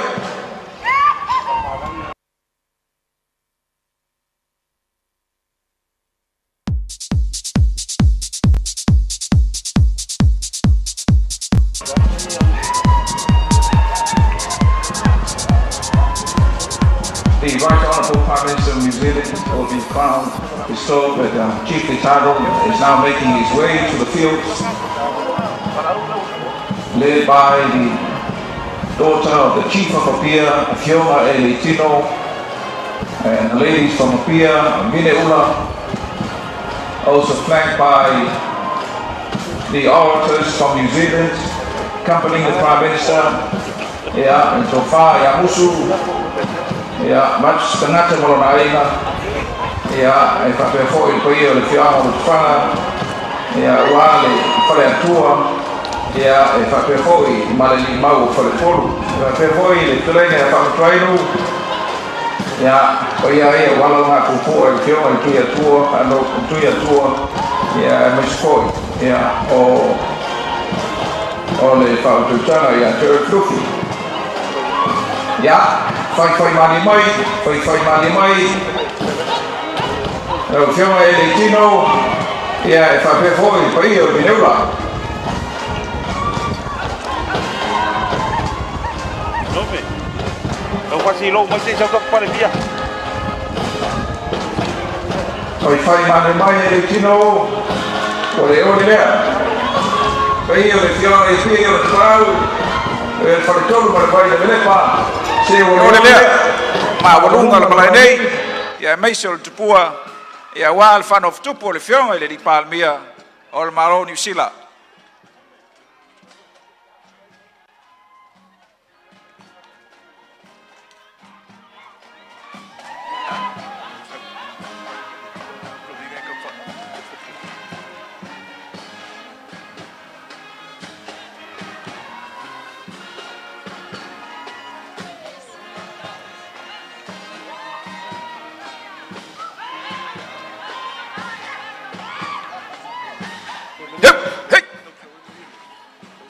Ole lea, sau noanga le whionga e le tino, ia mal pai o le vineula.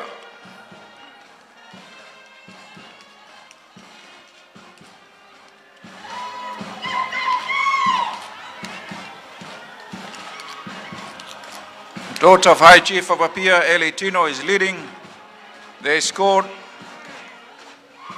to the fields for the bestowal of the chiefly title to His Excellency, the Right Honourable Prime Minister of New Zealand. Also accompanied by the ladies from Apia, le mamalu malpai o Vineula, ia foi tatu fai le leo. Ya, se manie, fai le mu, sau noanga, na whionga e tino.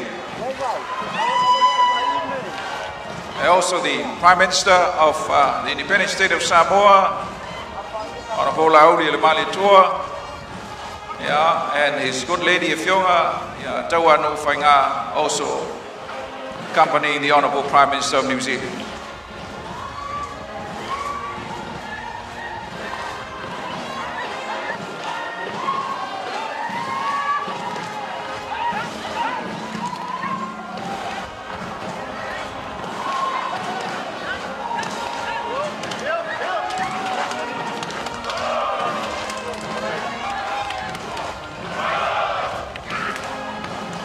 Ole lea, sau noanga, lau whionga e le tino, ia, e whapea fo il pai o le vinera.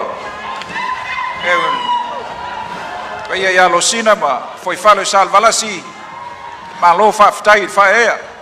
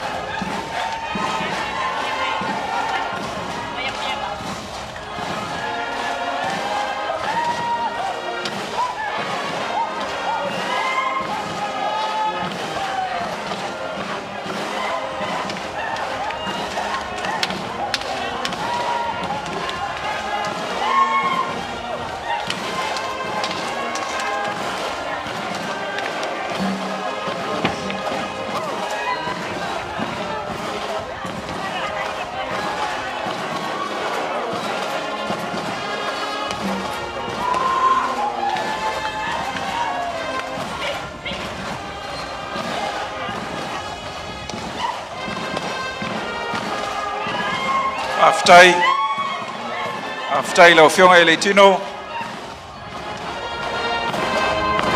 Aftai, pai al vineula.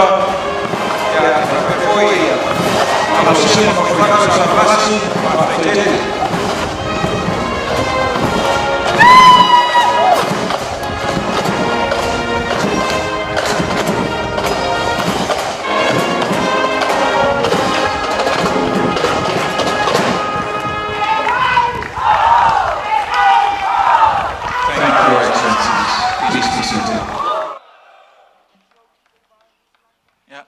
Phiông.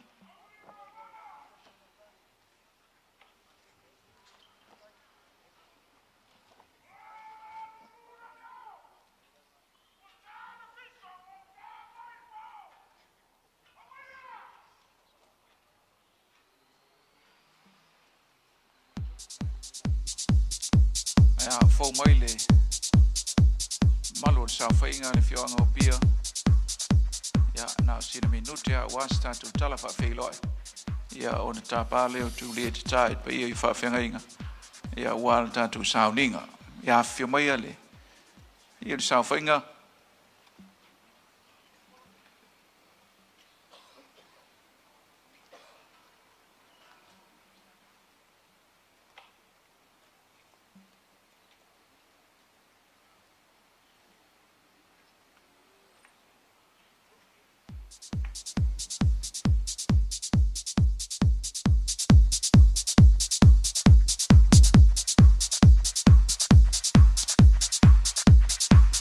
Ole watu ai le poi ni toloto. O matangi ala lua le pia maulunga le whainga malanga mai Aotearoa. Ai ole le usa sambi. Usa le vau. Ina wahafe de finangalo le tua. Tai mai malmanuia. Ele malanga malu mai Aotearoa. Sulau na sinave maulu matutua. Wale fioanga walo sina mfoi fale salva lasi. Ia fa pe foi le fale tolu ma le vai na le lepa. Ma tu fa talo fatu. Ele paia maulu ngole o saudei. I matangi ala lua o le no fuanga utu le malo Samoa. E fio ai de di balamia mala na kapineta. Au tuo sinave maulo mo tua. E fa pe foi ta wese. Pa ia sa wo le tudu. Mai lava ile mata saua se e pa ia film puletu e ia ile matu ta finga o le afata lolo. Sau tata yao o na fidi leo le tofa mo le fautanga. Pa ia o le fioanga e mo lia le faftai. E anga tonu wai le nei aso mo le famo moe. Pa ia foi wale fio mai le fionga le di palmia, pa ia fale malo, mato manatu, o le afata lolo. Ma tau foi pa ia fale tala le lei, le a fiontu le pa ia, o fafenga inga tau langi, e le fionga o pia. Tau ia ina matu fape atu, ia fio mai matala mai au, e le famo moe le nei, ia wale fa fotu o le, vali ma le fa fotupo, o le fionga le li palmia. Kea kunui, kea kuahi, e wau anga tirama, nau mai whakatau mai, tēnā koutou, tēnā koutou, tēnā tātou katoa. It is my esteemed duty to extend warm Samoan greetings to Your Excellency, the Right Honourable Prime Minister of New Zealand, Christopher Luxon, and your good lady.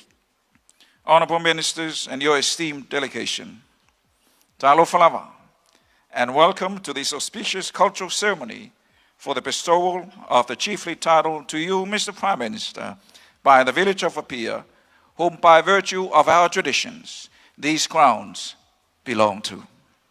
We will commence this occasion with our thanksgiving and the blessing of this title bestowal by Reverend Fatafa, Reverend Latu, and the members of the clergy from the village of Apia.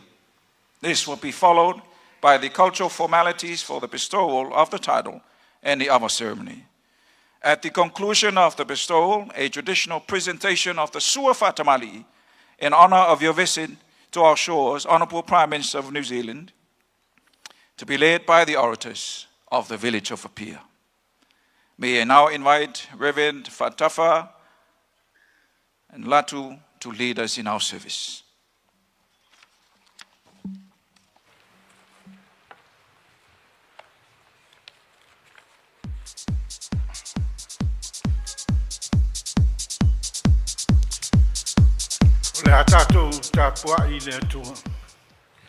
Let us worship God.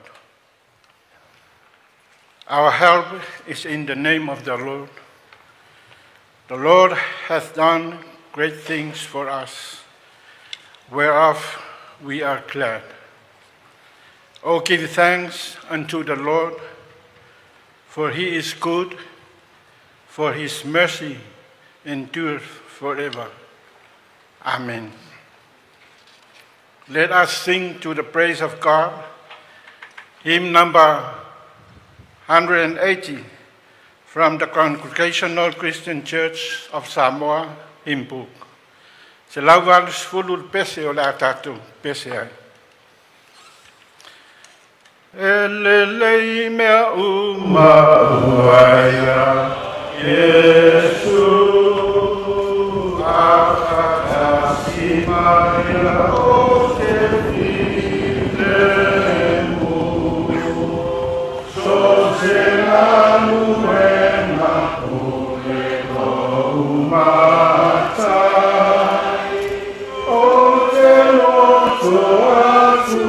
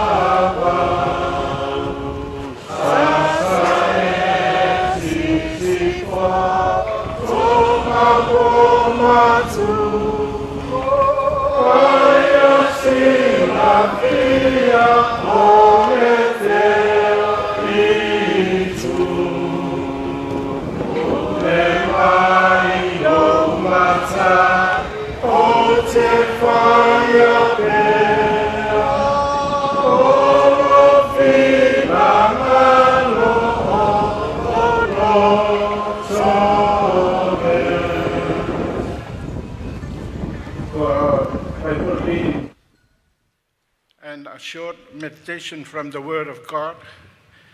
I now call upon Reverend Dr. Latu Latai Faftai.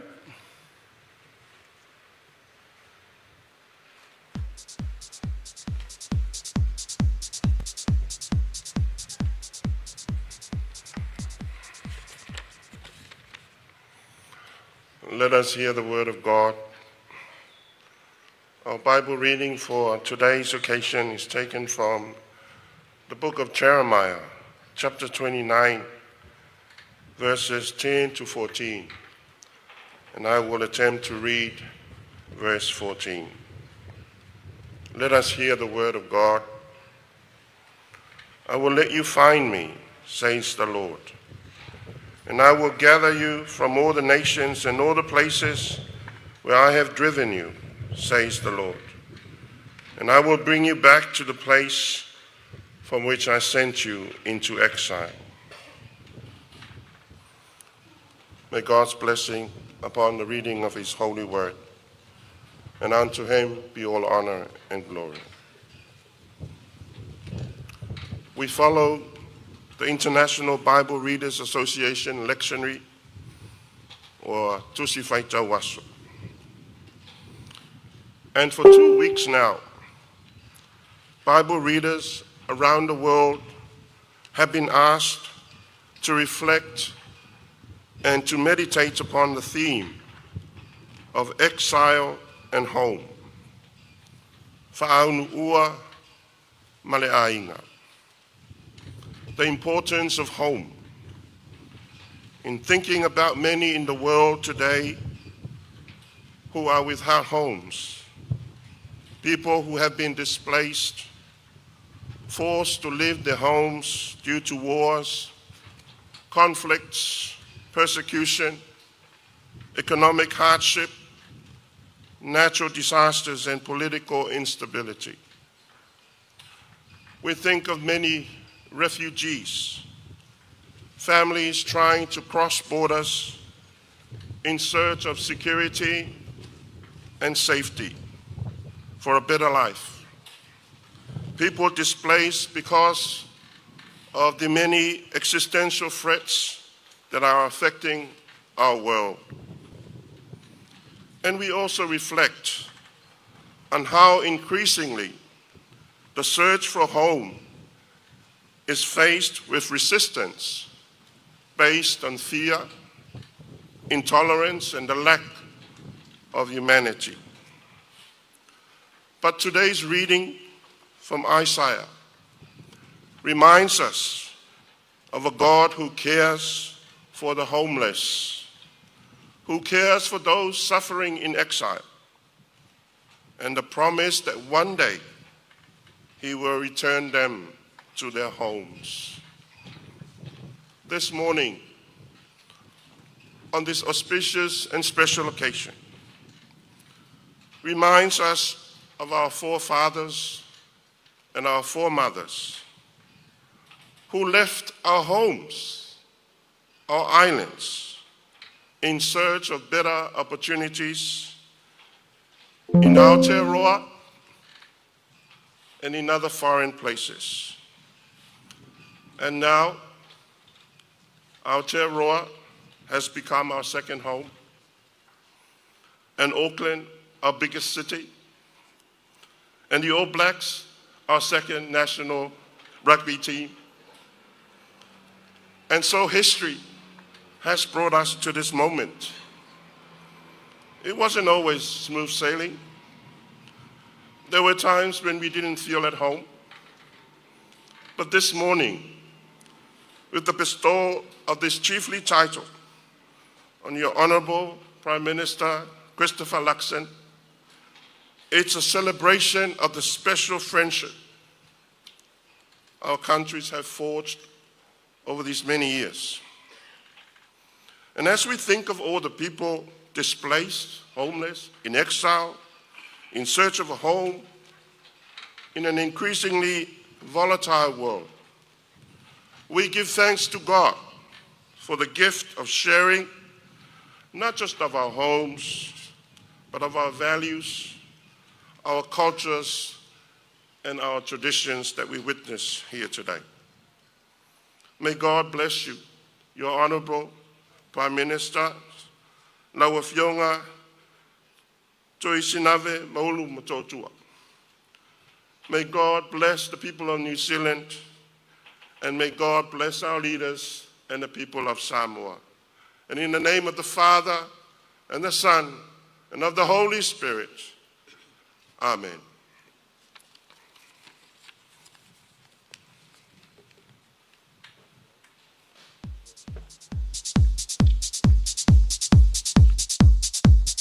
I would also like to call upon Reverend Siosi Pesta and Reverend Joshua Latinganga for the laying of hands and praying for the blessing of God upon his servant, the Prime Minister of New Zealand, Christopher Luxon. After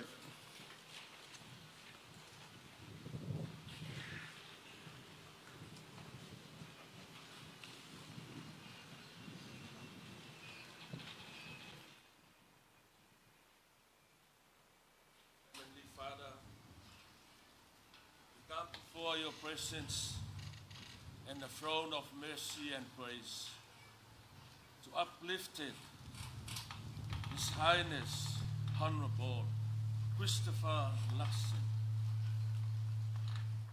This morning,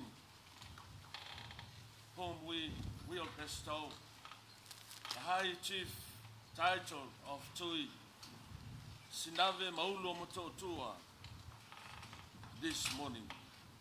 Father God, we pray for your blessing on this day. We pray to grant the wisdom of Solomon so that he will lead with wisdom and also to solve conflicts and differences. Give him the heart of a servant to serve with love honesty, and also humility. Father God, protect him from arrogance. Give him the wisdom to guide his steps and also to lead in integrity. We pray so that he will lead his leadership in peace, unity, and prosperity.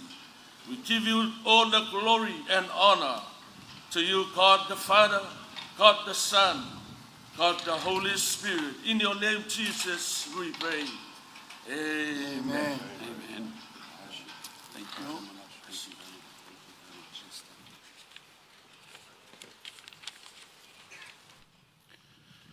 O le atatou whai o le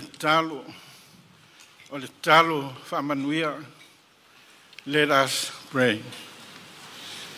May the grace of our God and the love of our Lord Jesus Christ, together in fellowship with the Holy Spirit, be upon us all, now and forevermore. Tumo maya yo mātou lunga umanei, lunga o Samoa matangata umo le lalulangi le manuia o la uafio le tua le tamaa. Le alofa silisili ese o Yesu Keriso o lo mātou wali. Ina man mafutanga whaatas malo ngang pa ia e whaavavau lava. Amen.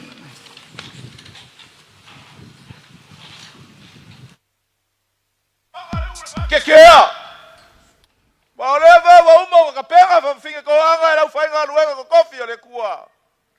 Le fa polo ma le fa sangi al fa kai le kua.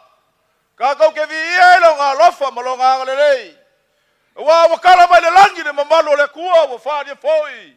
Le vangi mangimo nga luenga mamanga ao. O pa ia ma sa singave mo mo ko kua. Le fia ai le kamalo singa le kamakawanga. Wa pa ia vai ma mamalo. Kau esa mamuli vai, malai sava ngau ka vai, mga kai vai. A fianga mamaka ya fioi foi falo la inga salvalasi. Pa e makua mainga. Kau si va kele fkalainga le far kolu, mo le vai le lepa masunga ya ku samau. O ia pa ia lava. E maka fusi mafua kangu sai pa ia singave bol mokokua. A wa inga lua mo mafua kulo le fale vai maunga. Le vai fa mai. I maka ferfele. O le fioanga o le maka. O e lo pai ai upo le akungu e fio ai. I le fioanga le ripa le mia. O le kamare o le akungu. A fio mingi ska le ka pengeka. Pai ala vai a inga makama o kamafoi mo lako a inga. Le usanga pola makumua i ku au malaka ua. A inga le kai mo le vaa fongo ki. A le ngai kai au le fama mo ukangu. O le la au o le soifua. A le vo kako fakasi. I lupa le ngu. Ma le fale vai mo fa. O le fale ngalo fai luma wa le fai ngamalo. Mo ngo pu fai. Ya le ngai kai au. Le fia mai makala mai pa wa fianga. Ai le pa ia le malo. Le fia mai le fianga le fongo. Pa ia le vale wa le fia ka ma le akungu le fianga le pa mia. Le sui pa le mia ma ka pengeka. A wa le kai au. A mese o le fa lo alo le ngai kai au. A wa le fa fo kopu. Fa fako le vali e lau fionga kui. Si nave maulu moko kua. Lau fionga le ni pale mio malo ngisila. Ai mesa lau whainga malanga. E kai mai au ke se kanga malu. Se sairi se ngafo le fale. Fale polo le ngengu. Awa le fa foko kupu le ngai kai au. Ulai sabanga.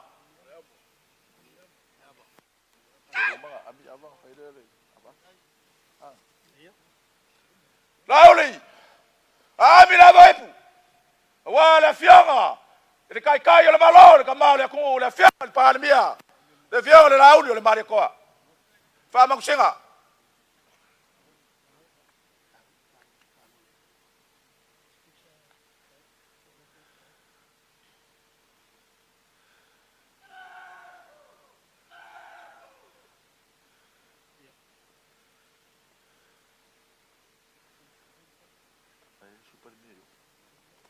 Ami la valetu.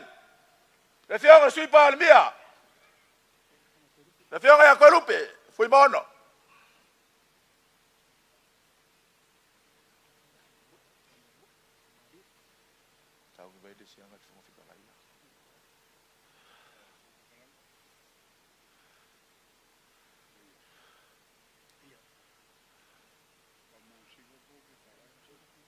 mi le voi pu. Le fongo le fongo. Fionga le fongo fikalai. O le mau ko fongo Samoa. Fa moksinga.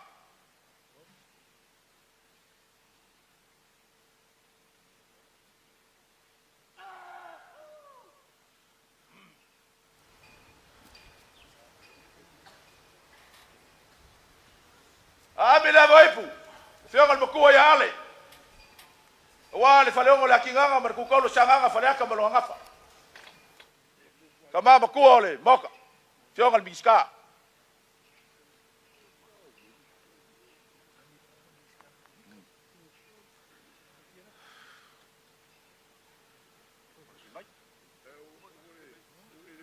Ami ava ipo wa a fionga biska ole. Kapingeka.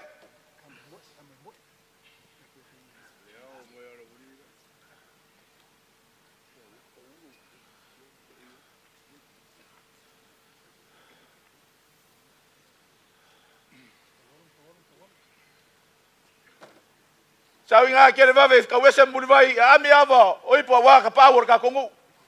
Fionga foi falo salvalas. Fawalo mo fawalo mo fawalo.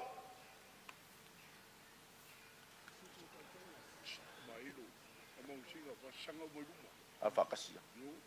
Iya.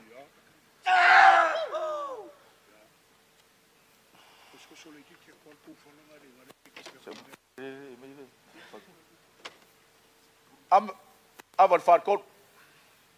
Kulfunga ma kulfunga. Kalengal venga pa ya farsi.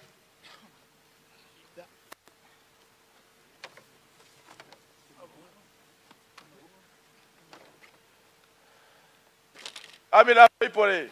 Fionga kai fongo ka ko fong fa vai. Pele o ka ko loko vai mo fa. Monsieur le la wa fongo. Paskai.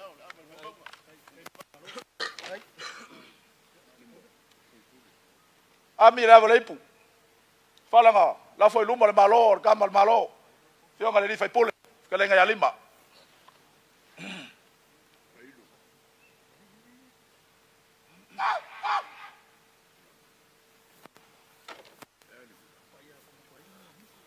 Sunga fa makwaingu. La kalenga musu. Se kemi o nga mau kuaku lea o se kau mawhainga. O wale li kai au. Pele usu wha lalo. Leo wa kape inga ka kongungi. Lea vaki. A wale ava whakupu a wale. Whafokore. Wali ima whafokupu le. Fionga le. Ngofo ngai kai au. Lela kam whaia kuai la auli ma lea manga. Lima. Paro kalai. Ka papuele o te kuni o wale. Maka waku o kaukupu. Kaya o manasu. Nga kulea. Lauli ma lea manga. Oira soi. Kau ala kia na polo ina kumu kumu maua. Tua kia na maki. Kau kau nguna lau lau ya lau. Lulu aga gapi gapi. Tingabe mama rupa kukua. Mambali mori bai. Makangi ala lua. Awara fa paku ole bako. Tau banga. Amaya.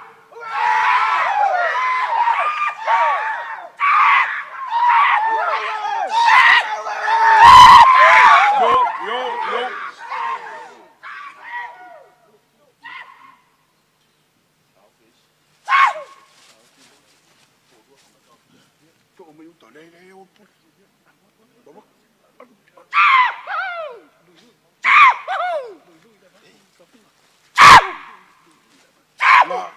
Nga, toto. Pai o wanga mai au e, iyo. Ia ka ngumboku ro i. Ia. Alo.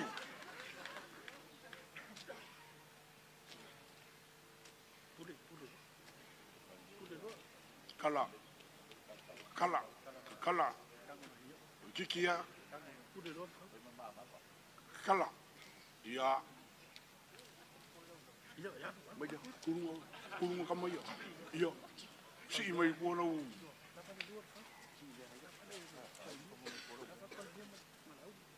Saudara.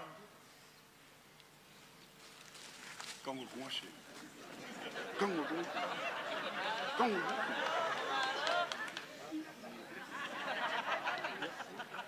Lauli bara banga. Mala bara. Awal kaya bara fafakup. Liga kinga kaya.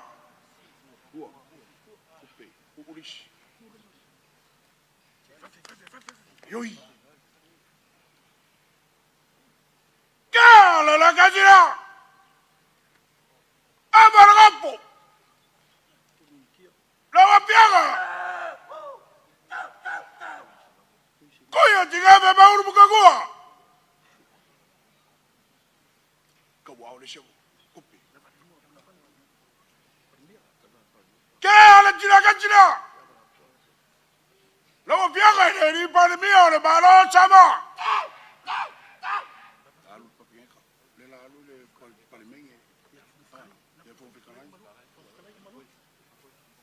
Kala chiga kachira. La piaga le pongo fikala yer bako. Le malo fai kula pongo chama kukokas.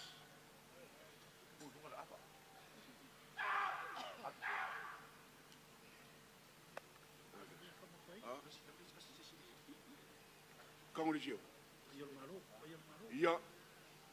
Akala kachira. Baya ba walugo miska basele fainga balaga babalu. Malo giusira. Baik.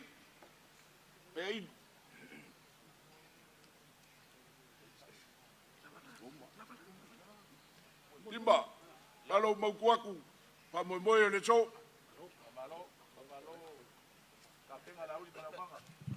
Ya, lau fikarenga musu. Ya lela maku waku se awale di kaya o male.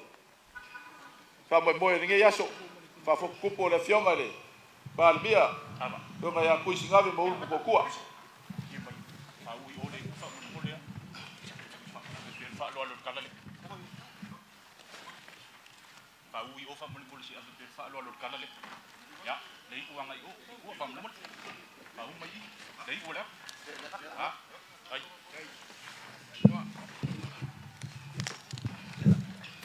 Đâu.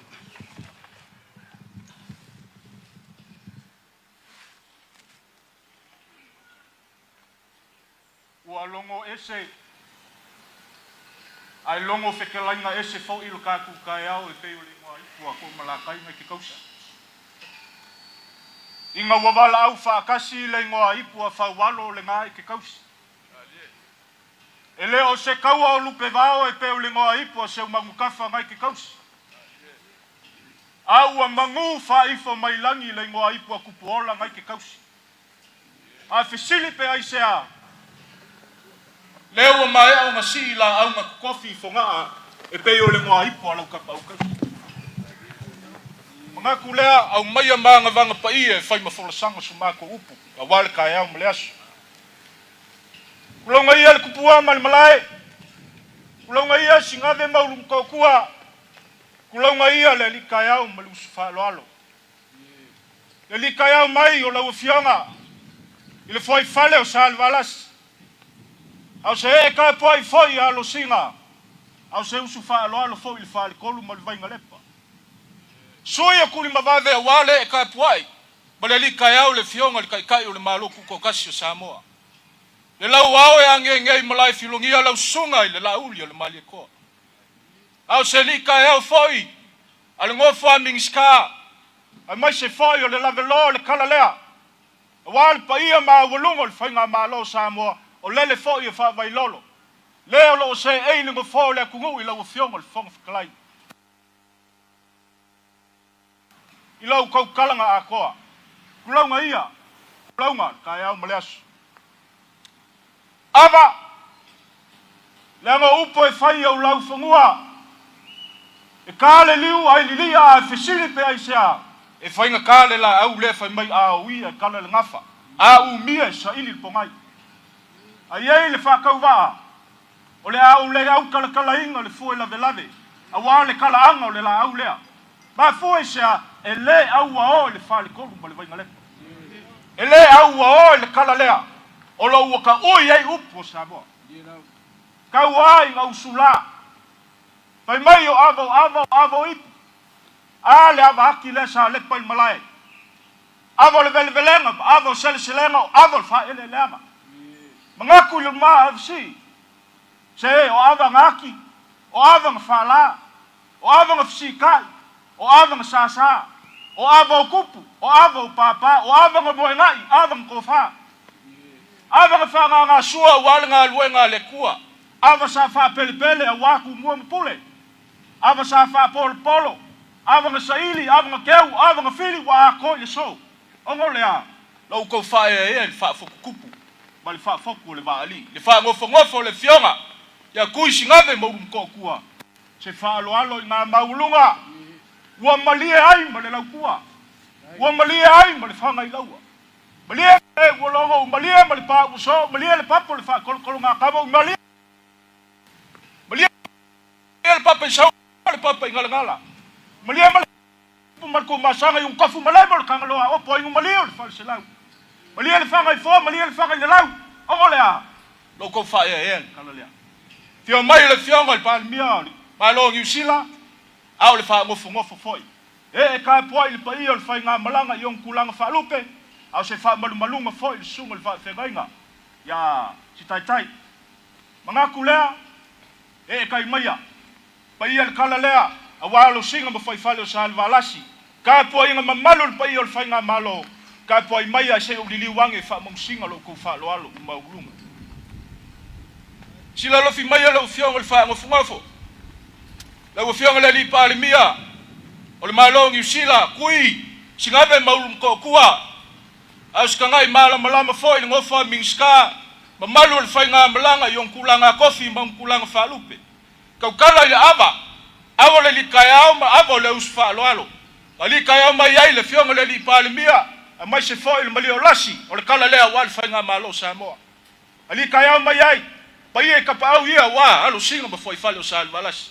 Se usu fa lo alo wal fal kolu ma le vai ngalepa. Se usu mamalu wa wale ku malo le fale bamu. Leo le au kala iai. O iai la kasi ma lu pisinga. O iai le maki mai vasa. O iai la fiku ma le vai king sa. O iai le lau ava mu nga folo e pule le ike. O iai le moku nga uso mai vasa. Ava e fio sa mo wa a koa. Ongo le lika ya o mali usufa lo alo le fa e la ufiong le fa ngofo le so manga kulea la fa ye le pule wa la mo ko kula iskama sa u le vai mai onga kupule le ngaki o kangoa ya kawa ya ngo lape o ngalwenga kele avalea awala uli mali au manga kawa ngalewa ino ko ngalwenga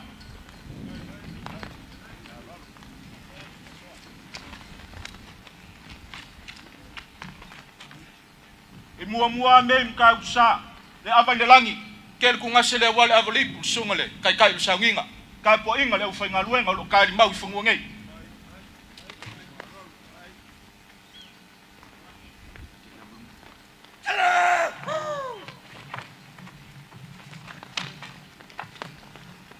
ku ngase wale avalipu ile fionga ya ku singave mau ko kua wangi foile kofi miol malong usila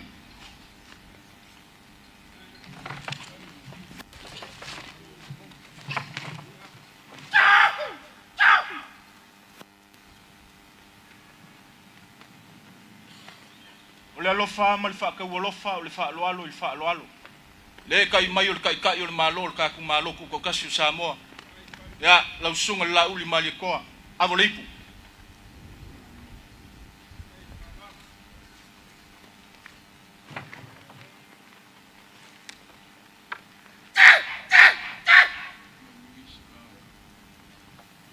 avolipu awal ka po inga mo fa ming skal fa ngamla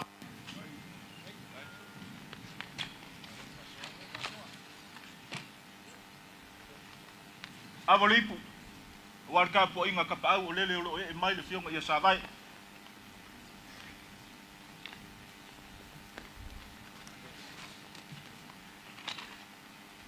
Manguia faiva ngol ka po inga le au fainga luai mai fa mal fa mai pa epa.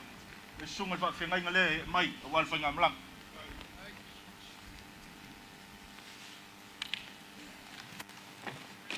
E nga vaku se langonga le kaimi usola.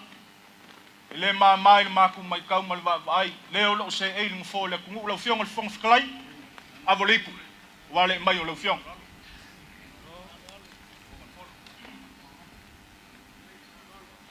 ya avo ku koi ma mo fa fkai le mau ava fa fkai fa pol polo fa fkai fa e o war kar le ngui ka mangol ka was alo tra ya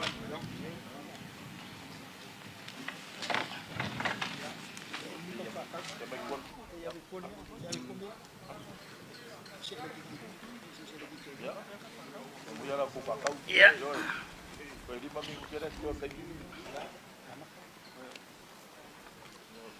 Lele wa umanga ko le nyu le kwa oi. Ol kamil ngai. Mo yar kala fa me le asto mal me ku boy. Wa ngafi, ma fo le so.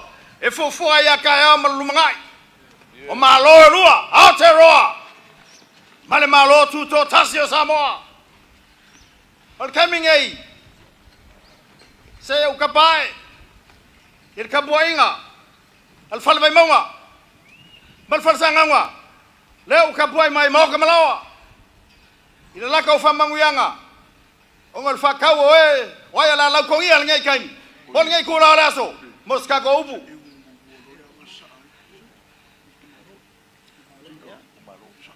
O ke le liwaku. Le ku malo. Vai mga fa. Le alulo al fa kau al fa kolu mal vai ngalepa. Pe ale ai le ko fa manguyanga. Afkai ku le funga. Afkai nga fa alwalu le ngai kayao. Eu e a fea le kapo inga. Ale kako mai baunga. Baku kaf funga o kai fongo, fong fa mai, kako ku malo, vai tu fa. Bako ketkou, bako kele yung mai e whaoa. Le kofi o le whakolu mal vai ngal lepa. Bako mai e lago, ma kapua i le wha le so, le whafoku. Bako whapelea, bangwa i le aso markai. Lea bako kapua. Lea bako whaia le whaiva. O le kua whawhinge, kumua mapule. O le usi o le usi o le kangai e whape foi nge yaso mal whapo moi bako whapea lea ia le ai lele o le a lele lau wha lele le kifa i le moanga kau ia ia manguia lele maria lau kia wal kapo inga o lo kako ngu ia pia gei le alo singa man. Tape fod ka farkolu mal banga lepa, mal malo ka ko ia pia. O wale fa fo kupu. O malo fa lo lia ni ka ya ma ko fa belea ya muia le so. Pa fkai ke vanga. Ele ma fai lava nga lo fa me o farkolu mal banga lepa e malu ai me uma. Ka fu lo swapa. Farsikai. Amaya so finga ngalo. Mole aku le whaafikai, lau whakalainga, le whaankoru, lau ko whaakufunga. E karkongu awa so whapenge, e moe mikia i airi whare upolu. Waia, e le lau aso whapenge. Kai au foi. Ia, se kai au maka ngō whia ringi kai au. Lea whau mai kau mai. Ia, e ka penga arwinga le lepa i so se iku. E oi, a upo ai ai. Le ia se kau kai e le fia sisi sanga ia, le aso ringi. Ia uilea. E karikongo le ka vango fuai. Ia o ngā ruenga la vai, so kau au ma. Ai whakasi. Pea lea. Kukufunga. O le a ka pua ai le vainga le lepa. Ia lele maria lau kia. ia manguia laulaunga. Alo yo fai. Sky vai ngalepa. O le kapua inga al whalekolu langa leo au fia maile. Ka maa makua bol kua ni aingu. O lea, ua maa fau wai. E fia whalongo le kai o le akungu. E se ngaka e whaisonga la ei. O le maa maa se lua. Ia ua umala unga luenga. Alo. Tui le tifunga le asi. Pau lava le ngā. A maka ia oe. Au whai uia manguia lau launga. Le asi. Afkai ku funga. Ia o le kawa ngofo ai. Oe ke makua. Yanga walewa ngai ola. Ai fa fekai mo fa lolo a fa finga ngalo lea. Ya kapo ia manguia.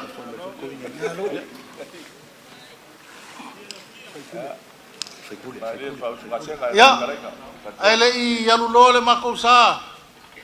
Ya wa nga fe aku. Lo fionga ka mau ka ko ku malo lo sunga le li fai pule. Ya o mai sa fa mau yanga. Ya. Kumpa mangal ka ku fa mo fai. Fa kai. Foi mo mankof. Fa kai. Ya. Manguia lo sunga ka ulanga ngi kayau. Ya fa kai o la pule lea. Ya ai le yalu lole makosa fa falu polu. E awa ako mako wafe aku kala lea. Il pai o alo singa mal foi falo salvalasi makua mainga. Ia au mai sa ko fa manguianga e manguia ai so mako vai ma se fa ka va.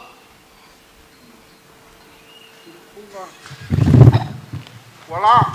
Ya.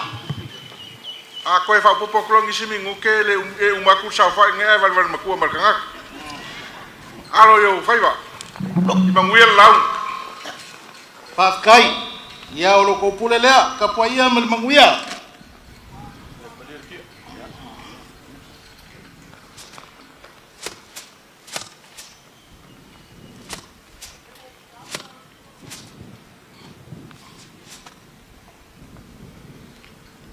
O lea sa kai lalo ngei la ia, o lea inga sa saumangi si valoa mal whakau pa ia.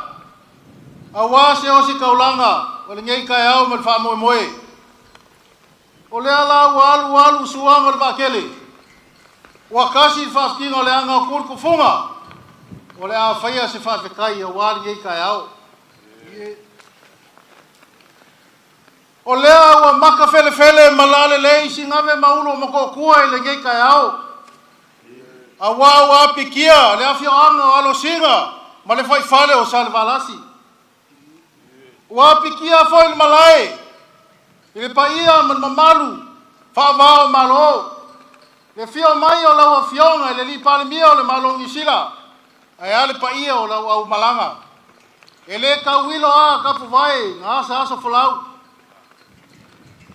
wa pikia foi kupua awa o le wa fio o paia ma o lungo ka ko fainga malo le fio la fionga le li pale mia la usunga le la uli le mali koa a fio la o fionga e fofonga le moka ma le paia o le maave ese o le whainga malo Samoa a o se kapua inga foi le au mamalu o le malo kuko kasi o Samoa le a fionga le kuia anga kui malele fango o lea la ua sue fue ngele kai a wau o ku sam whainga o paia ma mamalu sau kua fafafa o Samoa o paia fa le malo o pa ia fale akungu o Samoa le akungu kofi o lo kapu mai a o se kapu inga foi o le pa ia le o si kaulanga i so se whaka whai kaulanga e fia o Samoa ia o ngā ua mauku waku se ava o se ava ele kua o se ava e aka iki o se ava foi ele fongu kia e mako ke wha malulua kua ua ngau maki a kua mauka ka ko malo ia makapa au ia ia ele mga ku lewa mai ala fasoa lewa kia le ngaki o ka ngoa ia ele kingo malauli malau manga la ko ke lui mali inga e sau se kula ia ngo ku kau leo fikalainga o ka au sili nga se unga e kapa ipu o ka au ula kapa se ipu au wale fa fo kupu le afionga le li pa le bio le malongi sila kapa ngipu pa ia le fainga malanga i ava ma fale upolu ia ni liu le vai o singa kapa seipu A wale fionga le li pale mia o Samoa. Se ipu, ma le fionga le fonga fekalai. Ipu ma le malo Samoa. Ia, ipu ma kapa au, ava ma faru polu. A sua pele lau lau. Ia, o nga sa fua lea mor kau kalanga. A le vi inga ma le whaafkai lea kua. Whaafkai longa lofa ma longa ngalelei. Ua kai manguia mai le soi fua ma le kako ngola ili ngei kai au. O le kai au nga lupe o le aso nga kofa. Au wale ngei wha moe moe. O le wha foku kupu. O le afionga ile li pa le mia o le malongi usila. Whawhekai lea kuae. Fi ia lo walofa i malo wanga le lei. Whawhekai foi le malo Samoa. Mo le whako kuanga. Wa whaakiro ai e alo singa mo sale malasi. Le ngei wha moe moe ka ua. E ui ai kai au e fia o Samoa. Ale kai au ngei e afua mai kai au kala lelei. O le kai au a kasi ai whako whala inga. Ila fio anga o alo singa ma whale o salvalasi. Le pai e makua ma inga. Ma manu whale kolu ma le vanga lele pa ma upu ya kuisa mau. O le a ko se maku pala pala. O le malongi sila. A wala nga whako ainga kausi sa whawhai lele mai ai a Samoa. Mai le mau kau sanga kele. A fua mai ai kasi iwa kasi wha. Se ia o mai kasi iwa o ngolua le kuko kasi Samoa. O nga whapea leo se upo kulkufunga. Laua fionga, Christopher Luxon. Ia po laua fionga kele sofe laki songe. Ia ko mai langi lau pale fuyongo. Au walo whafakukupu. Moli moli aku. Ele whaku ma le angango ele kingo. Lo kui veve. Nau fionga ele li pale mia o New Zealand. Wa a koa li o le masinga. A walo whafakukupu. Ole a e swafa. Ya kui singave maulo o mako kua. O lau wharanginga. A fio mai lau a fionga kui singave maulo o mako kua. O lau ngoa ipu. Au mai a pikia wakasi. A eko ai kau ngui malai ngei. E moli mai oe. Ele kausala. Ya ele kingo Samoa. Ai yuli mai ai kengi o le vike ula. Ya. Ose. Upu whamanguia wal whapokupu li ngei kai au. Lau a fionga. Kuisi ngave maulo moko kua. Se sa e moe ala whaamakua mai po. E pui a Samoa. E a fua mai ai le kaua mo le lalulangi. Ia ma e. Kausi a Samoa. Se ia o mai hanga ua kuko kasi. Ile kasi iwa o ngolua. Se wale ole lea. Whawhekai lau kiki whai kamba ia Samoa. O le mako kakalo. Ia whaanganga inga oe le kua whekalai. O le kua mangaku. O le kua o Isalabo. Ia kopo. Mai sa ako. O le kua whai ngā o Samoa. Ia avea oe mamaso ama e whawhaku mapue. A wāfu whai o malo. Mo se manguia alu iluma. O le whala se lua o Samoa mao ke loa. E ale ku lava. Ia, ua o le iku lae ka papa ele ngalu. Ia e siva keme le pia i le afio anga o pia. Ia mangu ke le inga lo kulai mai. Lau a fionga kuisi ngave maulo makokua. Ia, kako walo le angkongu. Wa mai vai e somari ava. I le lofa ma le anga le leo le kua. Soifua.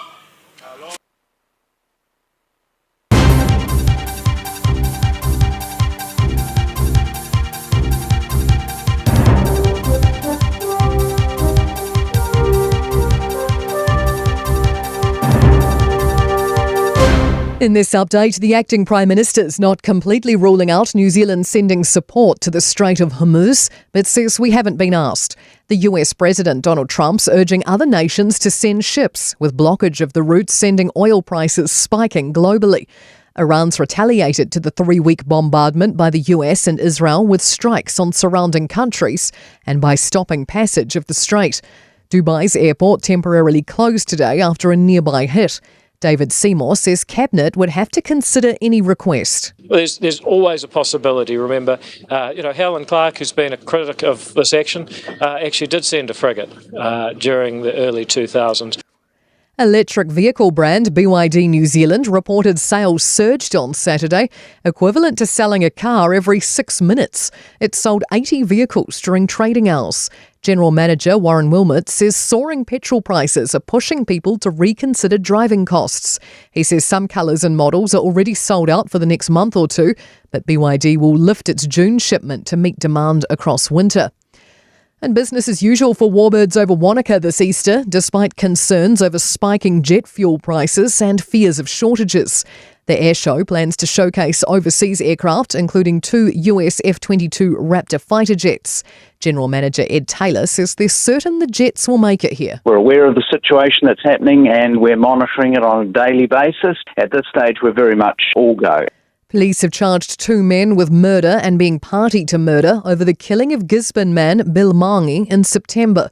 They're 2 of 4 arrested in December after the shooting on Riverdale's Ormond Road. A 25-year-old man has been charged with murder and a 28-year-old with being party to murder. Both are due in Gisborne District Court next Friday. And that's news. In sport, concerns All Whites captain Chris Wood will miss the upcoming Football World Cup have been dampened down by coach Darren Baisley. Wood's been out with a nagging knee injury since October, requiring surgery in December.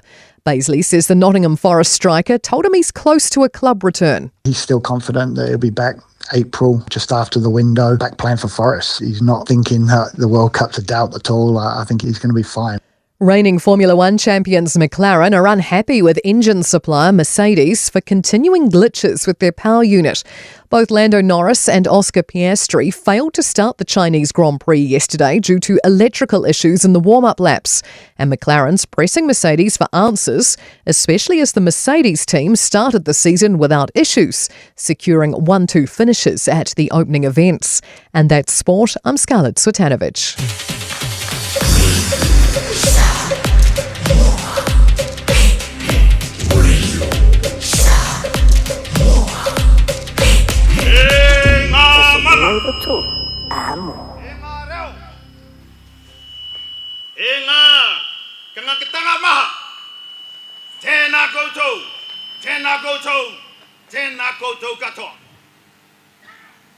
This is the day that the Lord has made, so we can all be glad in it. Your Honourable Luxton, Prime Minister of New Zealand, distinguished members of your delegation, welcome to the independent state of Samoa. Welcome to Apia, the village you will be proud of. Today, we receive you with great honor and heartfelt respect from the man himself and the people of Samoa. Honorable Prime Minister, Aoauli Male Tole Ote, Fosi Smith.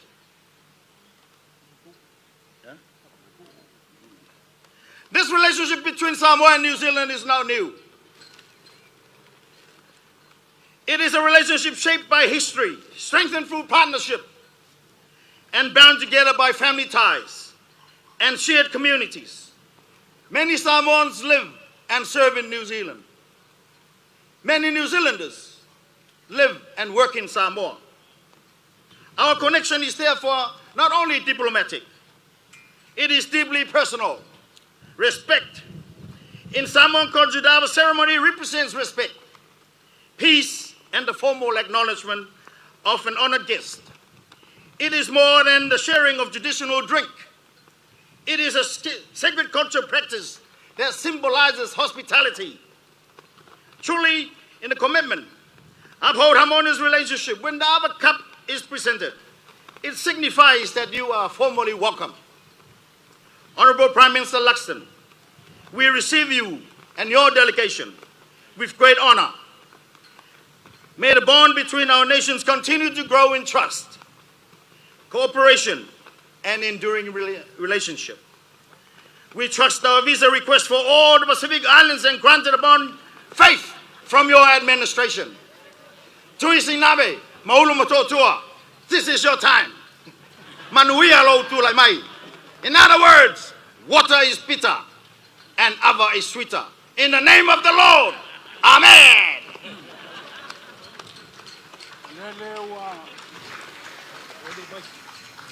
Sewi Fofogamua le sa falepa.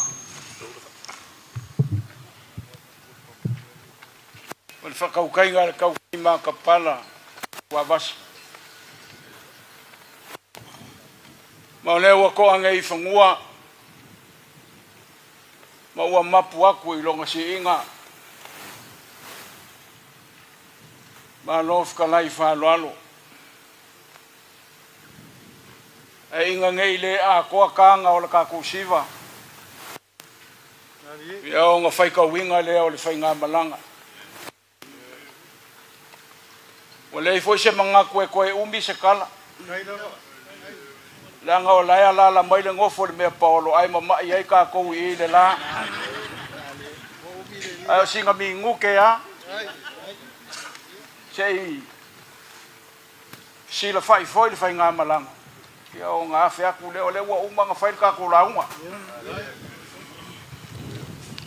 Musu.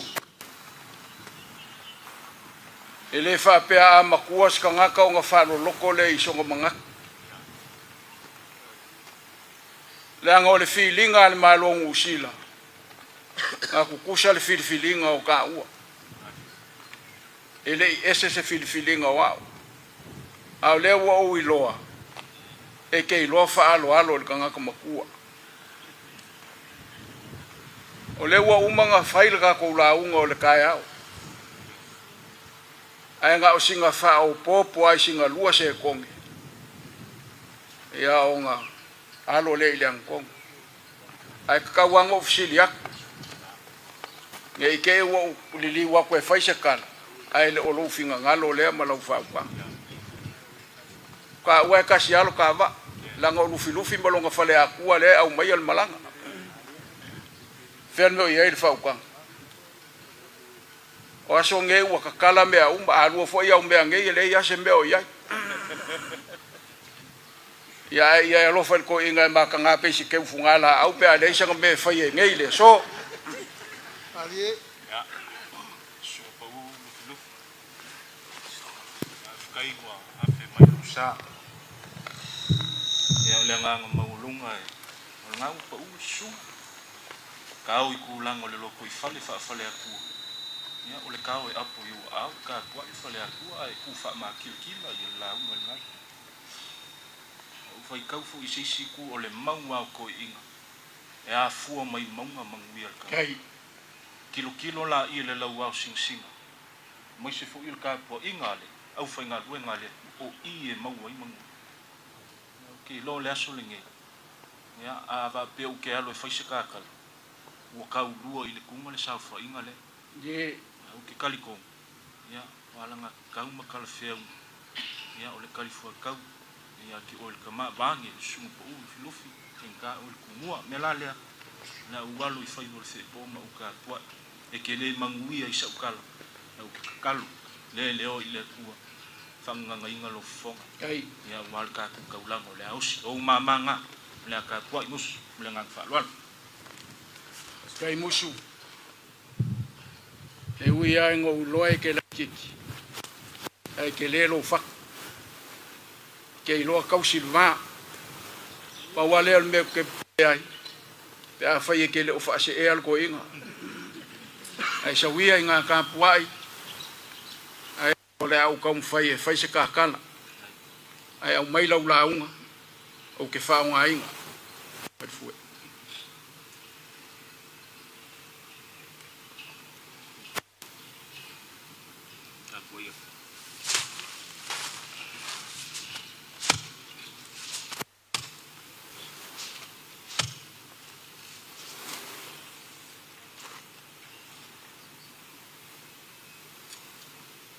O lea ua kasi ngei le whau kaukanga.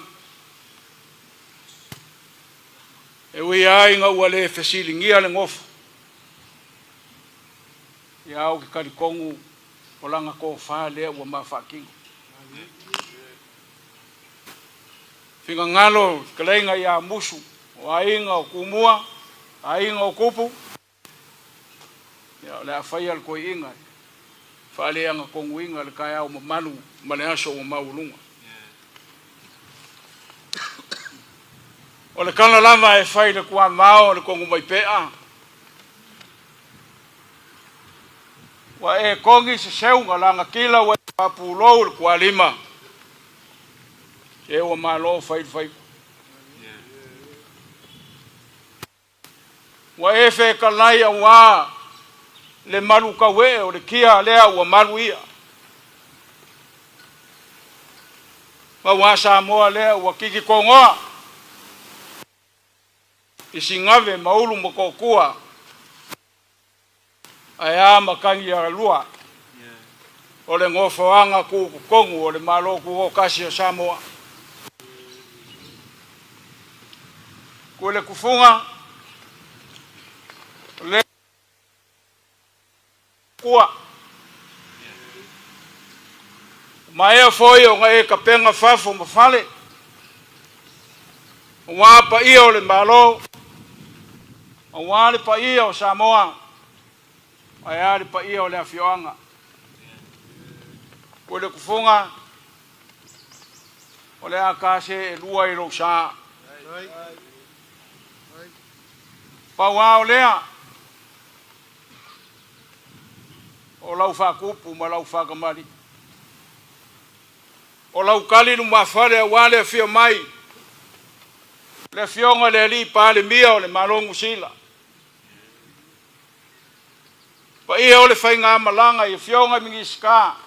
Makanga luenga i fia o le whainga malongo. Whawhika i kele. E fau a mai au ngai kapenga. Kulanga uma o le kakongu ngofo ma le fisanga inga. Au mai ngai whai mo ka ue le so. O lau whakupu. Kalai ai mo. Le ua whai ai le ngaki o le kangoa le au manga o kofinga. E lui foi e le kausala le kingo. A maea le lako ngā luenga pa ia. Whailo leo le kaiao. Kapa ipo. Ka wasu ava. Ya kapa ia se ipo. Wafionga le ripanbia ya laule le marikoa. Kapa se ipo wale. Sau whainga o fionga ya li mingiska. Kapa se ipo wale fionga le fong kalai. O lang foku kasi o le palmenge Samoa. Kapa se ipo wau kapa awi. Fal kolu mal venga lepa e wi ai ngale ngofoia ngofoa. Fionga la lo singa. Langa ka ngafa kamba langa kupu. Kapa se ipo wa foi fale o la inga sal balas. Ka ma fa ava mal fal kolu mal venga lepa. Ama e ala ngai kuol malai. O ngale liu mai leo alo le lupe le kuol malai. Ya kapa se ipo wale fionga le ngofo. Le fionga le kuisingave maulu mokokua. O lo pale ua koao, ma lo se mua. Lau falo alo ma lau kupu. Kapa se ipo wami iskao le whainga malanga ma le whainga malo. Ka umafa se ava awal malanga. Ai ese sua lofie koe. Maria le fa soa ma vai lua ma le ngai ava. O ke fai masui o le malanga mai au te roa. O ke momoli aku le whawhikai le fio. E le kaunga o fia lau kofi ngā mai e kua. Mai ale ka mai yong fu le wa ko aolo se mo wa e fa e pa mio le malong usila o ai nga manga o ai nga il o le asi le fale o aso mua le maunga e fai nga ka o nga ese se va enga o lo kof e whainga kao ngō ia o mea singa, ma lou whasingo manga o whainga o whio lea.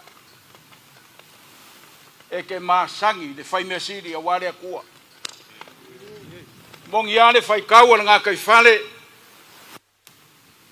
alo singa mo whai whale, whale kolu, ma le wainga lepa. Wa mangu a le kifa o lou mo mo i mea siri. Wa e whaka whao foi, fi ngoko le mo ngauli. O ngoro sa ili mano. Le so, lau pule lea. O kalia mak, sa paia wha kua lele le fionga le li pari mia. Ma le malongu si. Lau whalo alo ua kaukupu. Ua kaukupu. Ua kaukupu. Ma le whano alo. Ua kaukamali. Le ai se mea au aoa i le kua. Le fioanga. Se vaenga o kofi ua koe sea. E whao popo i le kua. Pe ke wha ngao. O le wha kumu le ngā le kua. Wai le ai se mea i le mwhaia. E le kua. Mo le au wha kua. A wha kai leo sa mako leo. Ule kufunga nge e mangaku wa ule. Pa maongi lau kala. Pa wale ole mea ngawhia o ia se kala al malanga. Au kali lumba fale ala le angkongu. Ma lau whaalo alo. E ala i lau mea singa ua kohao le so. O ngolo mangaku le fionga i pāli mia. Malanga mai Samoa. Ia ku ilumo le kua o kako whamoe moe. Ai se ia ukalangoa i le pāli mia. Kau iai. A o fia le so a mai uman mea le ko ke manga wai ko ke o foi o ai sei ba o yo ngo fai mai lo se fai unga mo ko mangui ol ka ko waso ka ko walo le kongu mai vai ma ava ai sua malia le rofa le kua Kuela whanga fo se li o fo se ngai ka Wale whawhau kupu mara whawhau kore i le whenga ia kui singa me maolo ma kokua. Ele pa ia le whiole au malanga wa whio mai makala mai ao. Kena mai kena koutou haere mai. Le ala wa e whangua le ngaruenga sa whikai kunga iei la uli ma le au manga.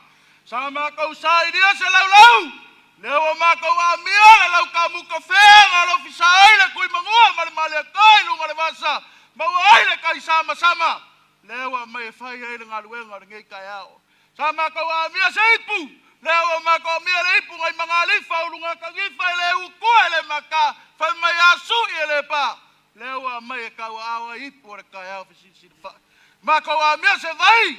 Lewa mako mai le vai ngā penga ai kui anga puru papongi anga fai a kua wawa pa ianga.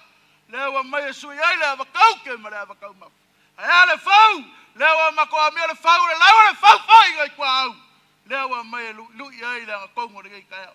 Roko a kongo lewa mako whakiko iai le mai male langi a mawa male lupe male upenga. La uli male manga le whainga ngai male malenga. Uau! Sila wa wabatao! Ura i se ala we!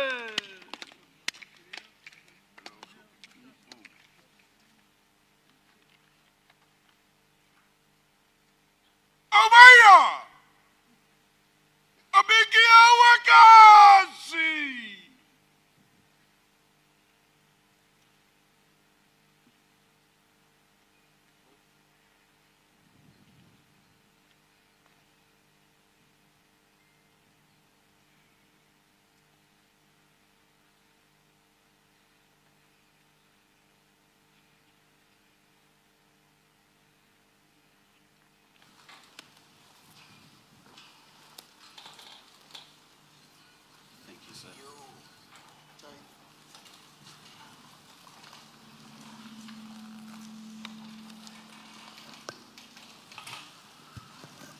Talofa lava, kia ora, good morning everybody. It is a great privilege and a tremendous honour to be with you all here today.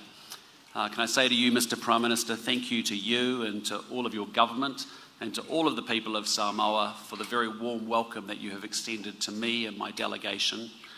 Can I say to the great people of Apia Village, thank you for this great honour. We are now connected forever. And I just want to say the honour itself represents...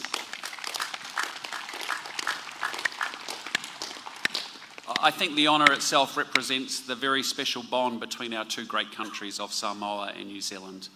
As has been alluded to in the speeches today, it is not just a relationship, we are family. And we are very, very proud of this relationship and this family.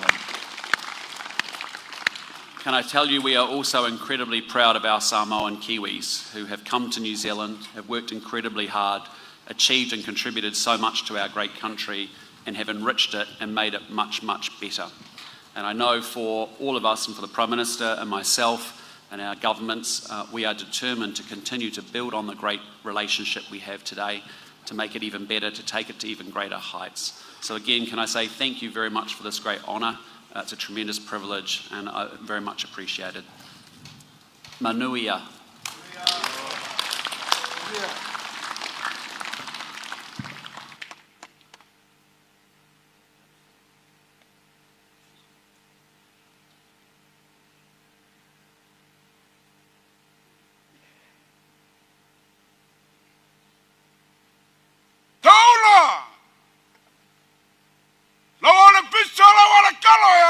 Chile Maguayalo. Haubaya. Kaukela Obiana Lipola Biola Maloku Kokatia Samoa.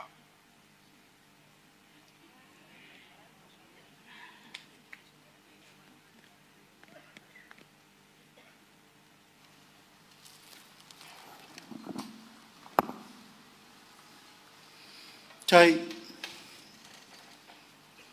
lau ava lea le tua. Me tele tai au, ai le lau tai au. Tele aso e le lau aso, ai tau tala aso le so. Ia le tua e lo na lofa ma lo na ngalelei, o whātau nu lau o le whamoe moe le so. E oi na tātou whetahai, pia ngai malu i tau o le soifuanga. Ia e tā pena e le tua le whātau nuina o le tai au malasu. Mori le nganga whāwhitai tele le tātou whianga ia pia. Pa ia lava le ia losina, ma le vaina le lepa, ma le whaifale o sale balasi. Ma malu le whāle tolu. No foi tua inga ia tu i sa mau, ma le tātou nu. Whāwhitai lo tau taulanga osi o wa Samoa le so. Elena so na to ia tu mpala pala fa penei. Ayala na mafua o le moni o lau tau tua mo Samoa. Leo fatino i le so wal fa fotu tupu mo fa fotu le bali. Le fionga le pale mie o le malo New Zealand. Tionga ia tu i sinave maulu matotua. Honorable Prime Minister, tu i sinave maulu totua, you have said it all. We are no longer friends. We are family, and families are forever. Politics can end tomorrow, but families goes out beyond the grave. And that's how Samoa consider New Zealand and Samoa relationship. We are here with great honor, respect, to receive you in Samoans' hands as we consider New Zealand as our home as well. So on behalf of every Samoa in Samoa and in the world, including New Zealand, we bless you and we remember you and your government in prayers. Thank you for coming once again. Soifu manuia fa manuia le tua. Ia manuia le tātou tai amalesu.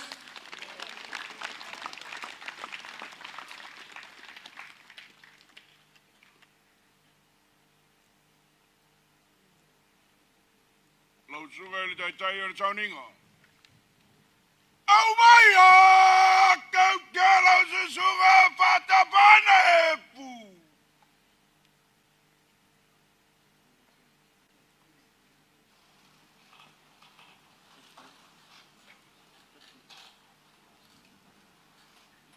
Pai mo pulpuro kako i pua pua pulishka mo.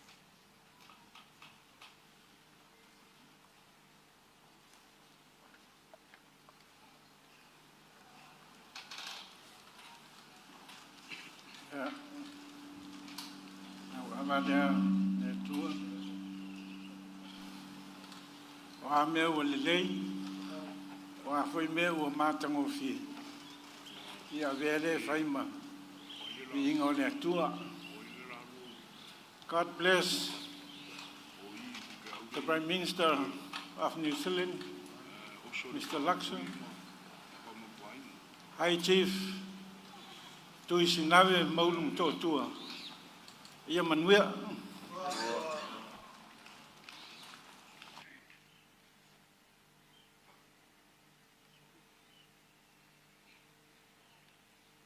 Reverend Wetaita tau mo peau kina hoi vei kune.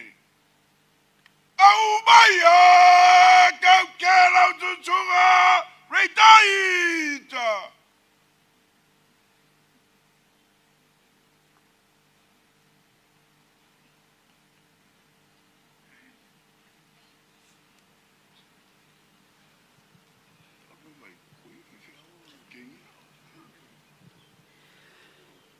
Tulo le aval le atua.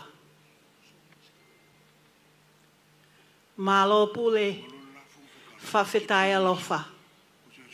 Tatalo ia manuia Samoa, ia manuia New Zealand. Ke whakamonu ia mai e si hova mo whai tāpu e kina.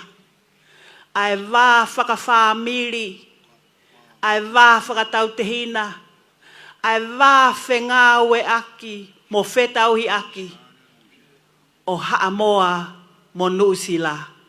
I he huawha e tamai, mo e alo, mo e laumari e maoni oni, e meni.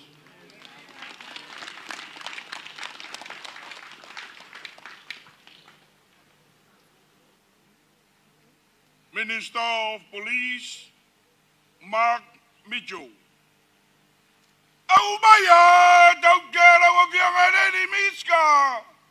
Au tau dunga.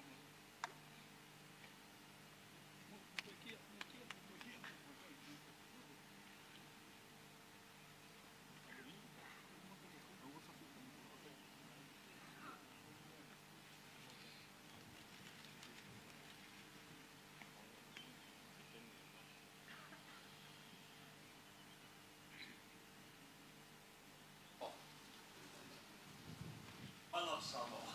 Thank you. And I have to say that Sir Michael Jones captured it perfectly this morning, the essence of the relationship, when he said, he is the son of New Zealand and he is the son of Samoa. And we are family. Well said. I don't know.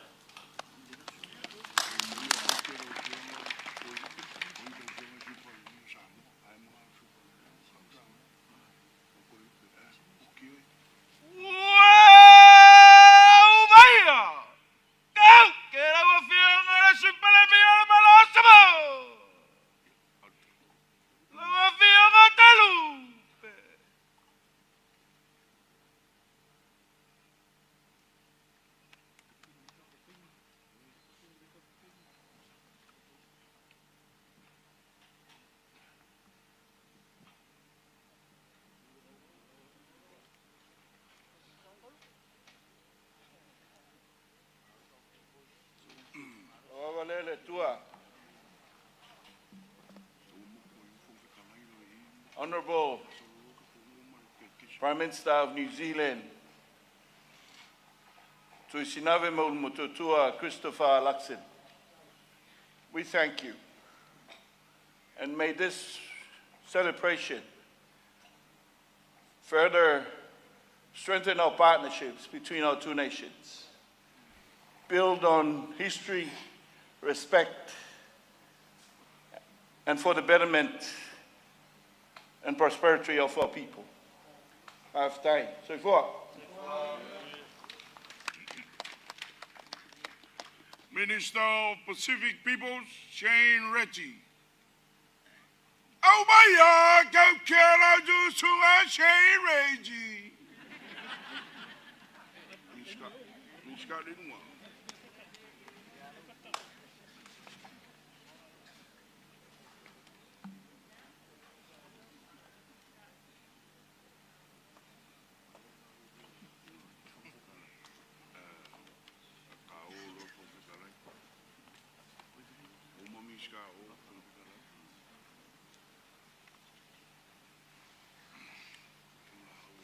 Te reo Māori, ko ia te timatanga, ko ia te mutanga, ko rori a tāna ingoa.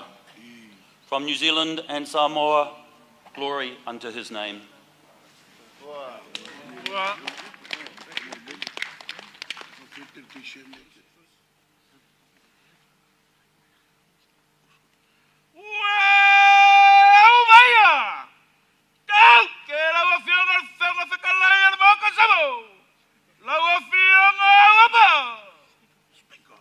Speaker of the House of Parliament.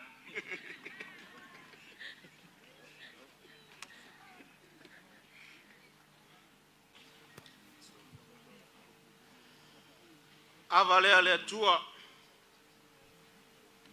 O mori le whaftai le tātou a whianga i a pia nei. Pai e alo sina. Whai whare o sale valas. Whare tolu ma vainga le lepa ma le mamalu i a te oe tui sa mau whato whala inga le nei aso. Ma lo whaftai. Le o tau tōna ma tū pala pala o le whionga le li pāne mia. You are right, Honourable Prime Minister of New Zealand. Tuisi nave maulu mo tōtua. To become a matai, it's not easy. It's very sophisticated because you are facing so many challenges. But all I can say is the harder the battle, the sweeter the victory. God bless your Honourable Prime Minister and dedications from New Zealand for your future endeavours. Manuia. Member of Parliament, Tim Van der Molen. Yellow to Tim Van der Molen.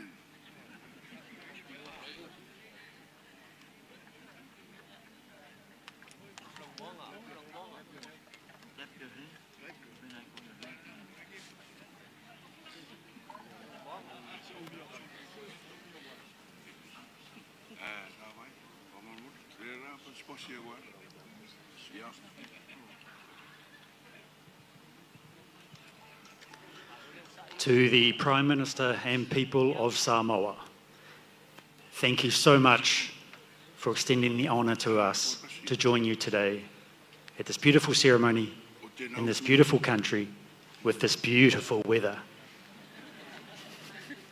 We are the closest of family and we will remain extremely close until we next play each other in rugby. Manuela.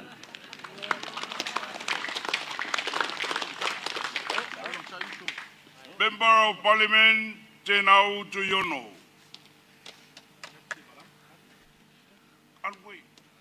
Go get over here, Tenau to Yono.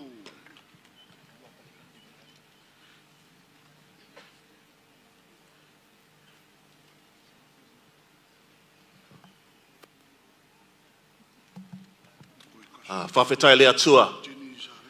Whakataka te hau ki te uru, whakataka te hau ki te tonga, kia mākina kina ki uta, kia mātaratara ki tai, e hiaki ana te atakura, he tio, he huka, he hauhu, ti he mauri ora. Tēnei te mihi atu kia koutou, e rarau mai ki raro te tuanui o te aroha. E mihi mai oha tēnei kia koutou, i arike mai a mātou i tēnei rā, e te kāwanatanga, e te peremia, tēnā koutou. E ngā rangatira nā mātai o āpia, tēnā koutou, haumie, huie, tai ki e. God bless Samoa. Manuia. Member of Parliament, Han Jenny Salesa. Jenny Salesa.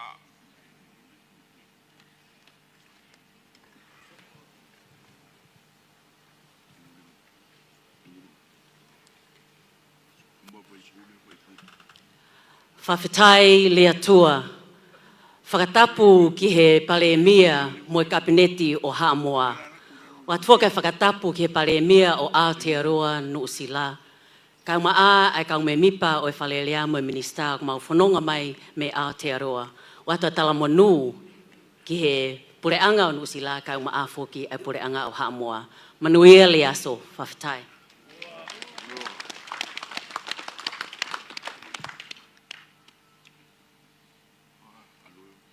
Honorable Lima Graham Aoauli. Lima kali-kali lawa aku bersalah.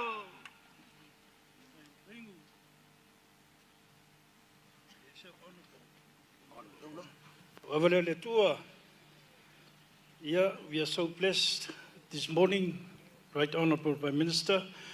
Not only we have the paramount chiefs and orators of our village up here, but we also have high chiefs of our district, Waimaunga 4. So whenever you have enough of New Zealand politics, we always welcome to have you as our candidate for the next elections. Tui sinawe maunum totua. Manuia.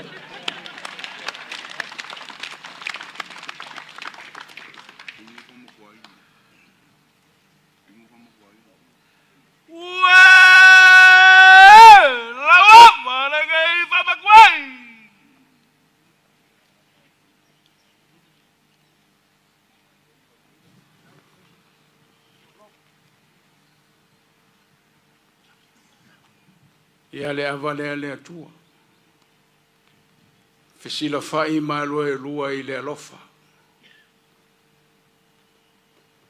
Fa paolo mai o wa ao le fa moe moe. Ina ia walunga lava sovi inga. A mātou tatala lava I o manu ma le file mu mai a jo. E manuia le nofo le nei aso. Manuia le o fionga le pale mia ma le whainga malo. Manuia la mātou pa anga le fio anga o pia. Soifua.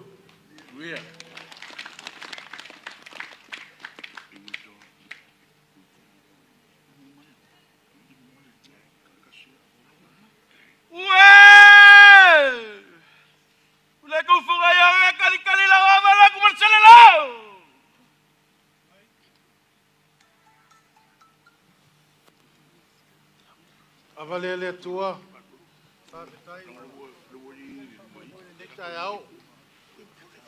Yeah, Honourable Tuishinave Maulo Matotua. As the Honourable of the House mentioned today, there are a lot of challenges in becoming Matai. And one of the special challenges is when you come back to visit your family and your village, because there is such a protocol called the Oso.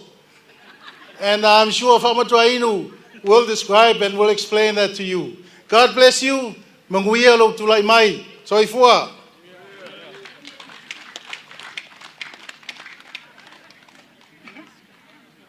High Commissioner Sialei Ventura.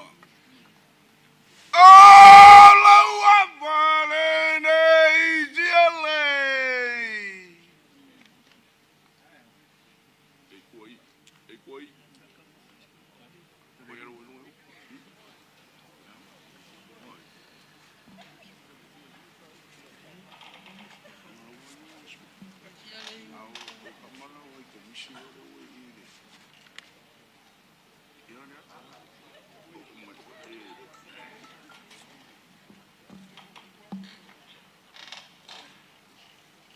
Lauavalea Leatua, to the enduring friendship of Samoa and New Zealand, and to the wonderful people of Apia village for bestowing the title of Tui Sinawe Maulu Motuatua to our Right Honourable Prime Minister, Manuia.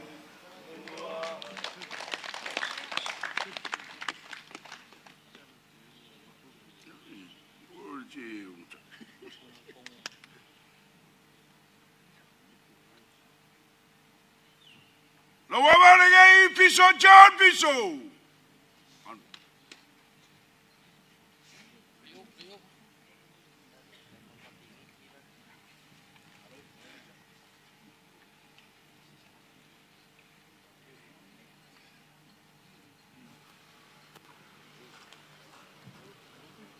Ia whaftai le tua mo le nei mawhutanga, whapea foi le malanga mangusila. As a son of Samoa and the Great Migration to New Zealand, I congratulate Samoa for this welcome and also congratulate our Prime Minister of New Zealand. Whaftai lava.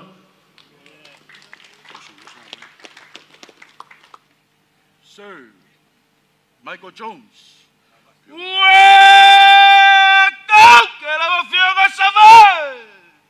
Sir Michael Jones. Legend.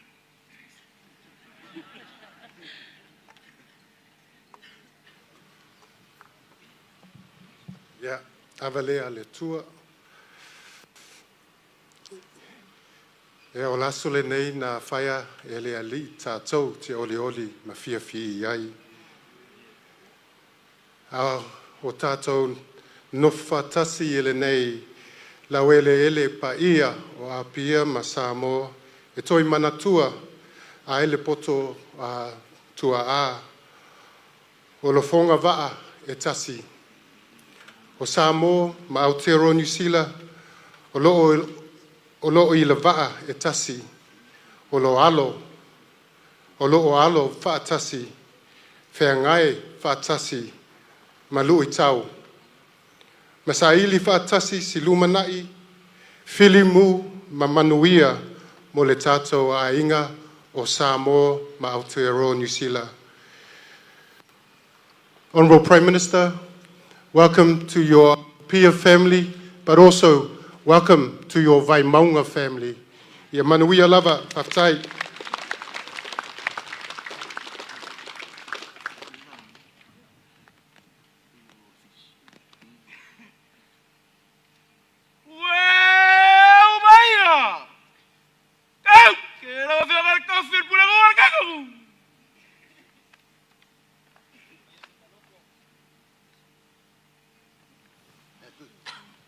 Whaftai. Tuisinave Maulu Matotua has mentioned this is your time.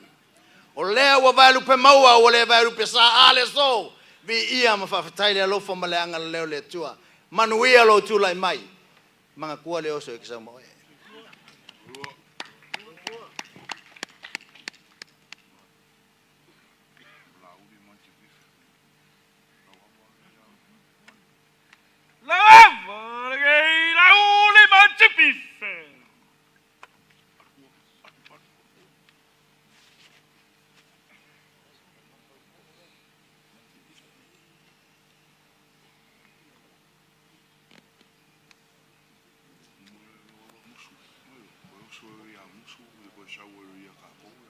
Lo avalea le atua. I'm a very proud son of both New Zealand and Samoa. I bleed black and blue, red. And to be here today to further the relationship between the two countries I love fulfills my heart. Manuia.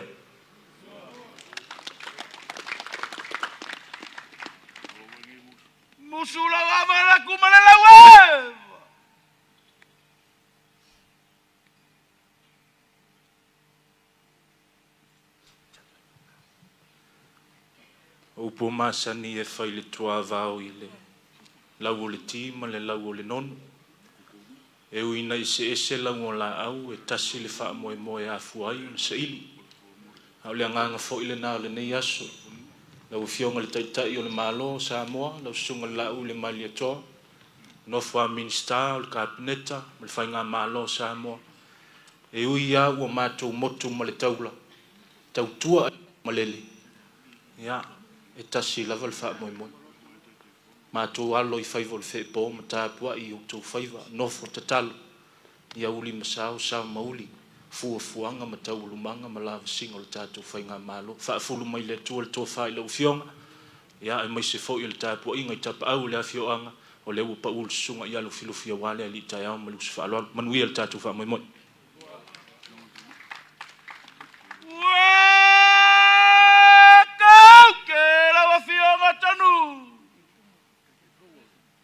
Kai whanga le whakawhawha e sa whaka. Lau awale le tua, o tātou titita tātou nini to nana i le lofa, maleanga le leo le tua le nei tai au. Manuia pa moi moi. Lau awale ava Zitai!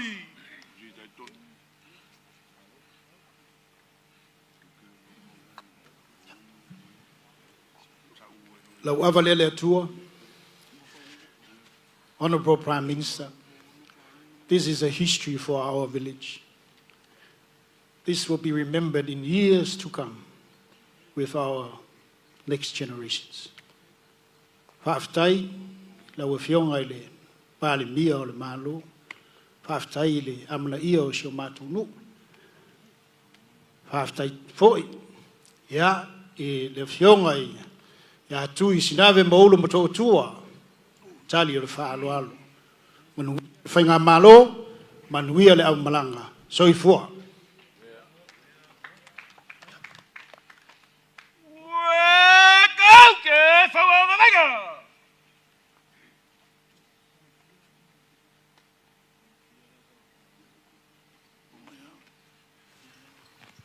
Ia, lau amalele atua, ke whamanuia i le mātou nofo nei tai au, lau a whionga, tui sinave maulu mo atua. Blessings.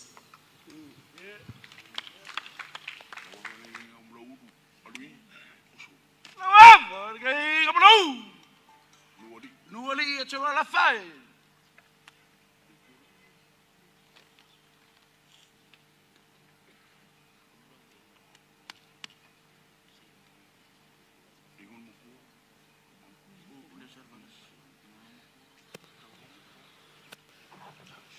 O lo awa lele atua, o le wha moe moe sa fua mamau, o le nei o tini tau nu. O le liu matangi vale, ai ala tonu matangi le lei. O tūmu lo loto le fia. O pati to oto le fe e pō, a wao lupe sa fua mamau. O atoa le tino le masina, ai tato no ai lea bei o le manu taitawai.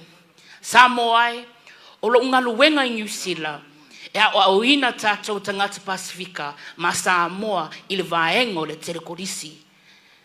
O lo manatu malo tatalo, whaunga le mafutanga le nei, e a o ina le nei atunu upele i le telekorisi, ai meise le ngā luenga fau o le AI. A wā o lau talitunua, o lau manatu, e iai se awa noa mo oto uma lava i le telekolisi. A wā e moni lava upu o le pese loku, there is room at the cross for you. Wha a popo le telekolisi, there is room for the cross, ma telekolisi mo oi fo'i. Soifua.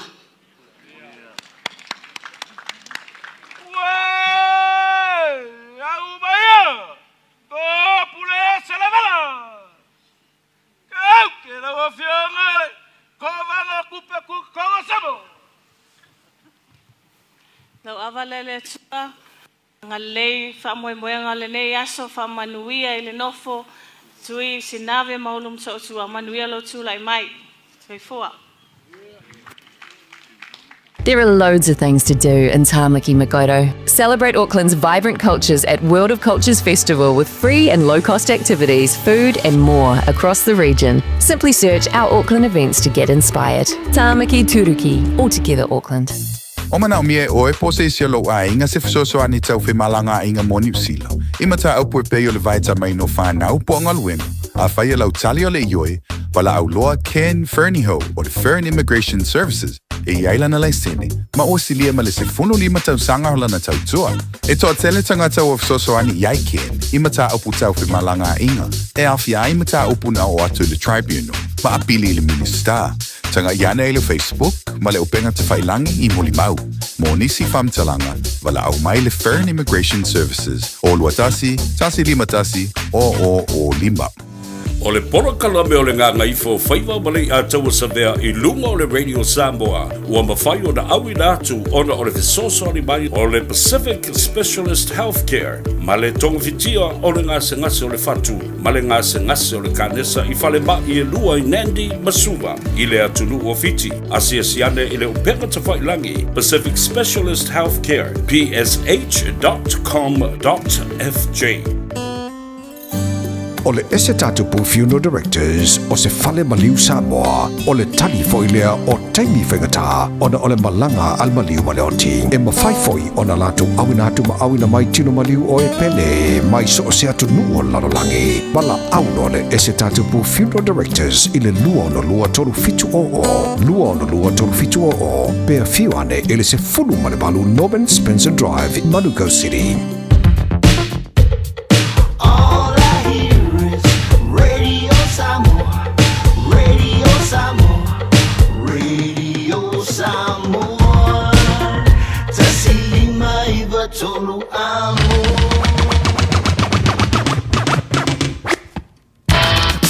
Le wan trailing ma midu tona tane o leng tulai ono ia tana siola da sa family ina lang mai mo ma lang sila e le tautua i le so ia pila wata tatu ma futo mai i leng tulai lua siolia le ding teimi o le fiafi o le astulanga ia po le hafo i sau mai tau sa kagada ua faa le tauta mali i lau mai tau mai e puto ala tautangi i fo le teimi sasi e la ai e te maua le atoanga o le tatu avoleda o le filo inga e Michelle Fafu tupu o le fiona le pa le mia o le bano ni sila e lunga o le Facebook ala Radio Samoa e anto ai mo le tanto YouTube a feiwe isa ngana wale tautaman e matua e jo malo titi fai tamala ato foi mai e le so anto o le fiona yali ato sa vemal por kala melga i fo faiwa e mai le tulai fase i le tulai ono anto ai e la o lima Fofogamua mai le tulai lua se i ia le tulai fa ma wi le tau ma tai e ma le sunga la o le fiona le to langi ia taito i le afi dei fa soi foia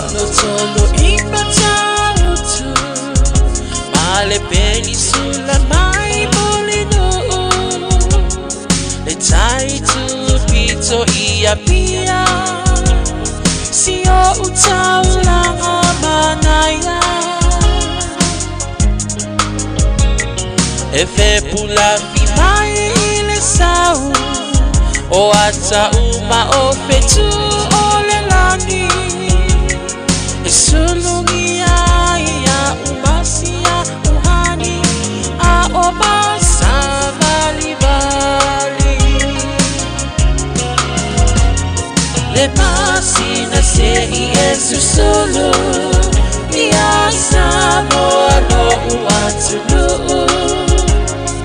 se i fai mafia fianga ie mama atene matama olo sisi vai ma pepese matata lato tunele a omae mane ilano ole niu na o masia upele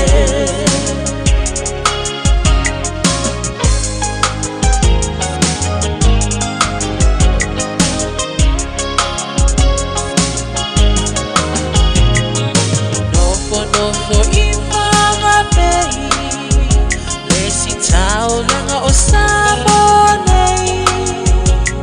ai mana tu a pea o polu o le ingole o su o motu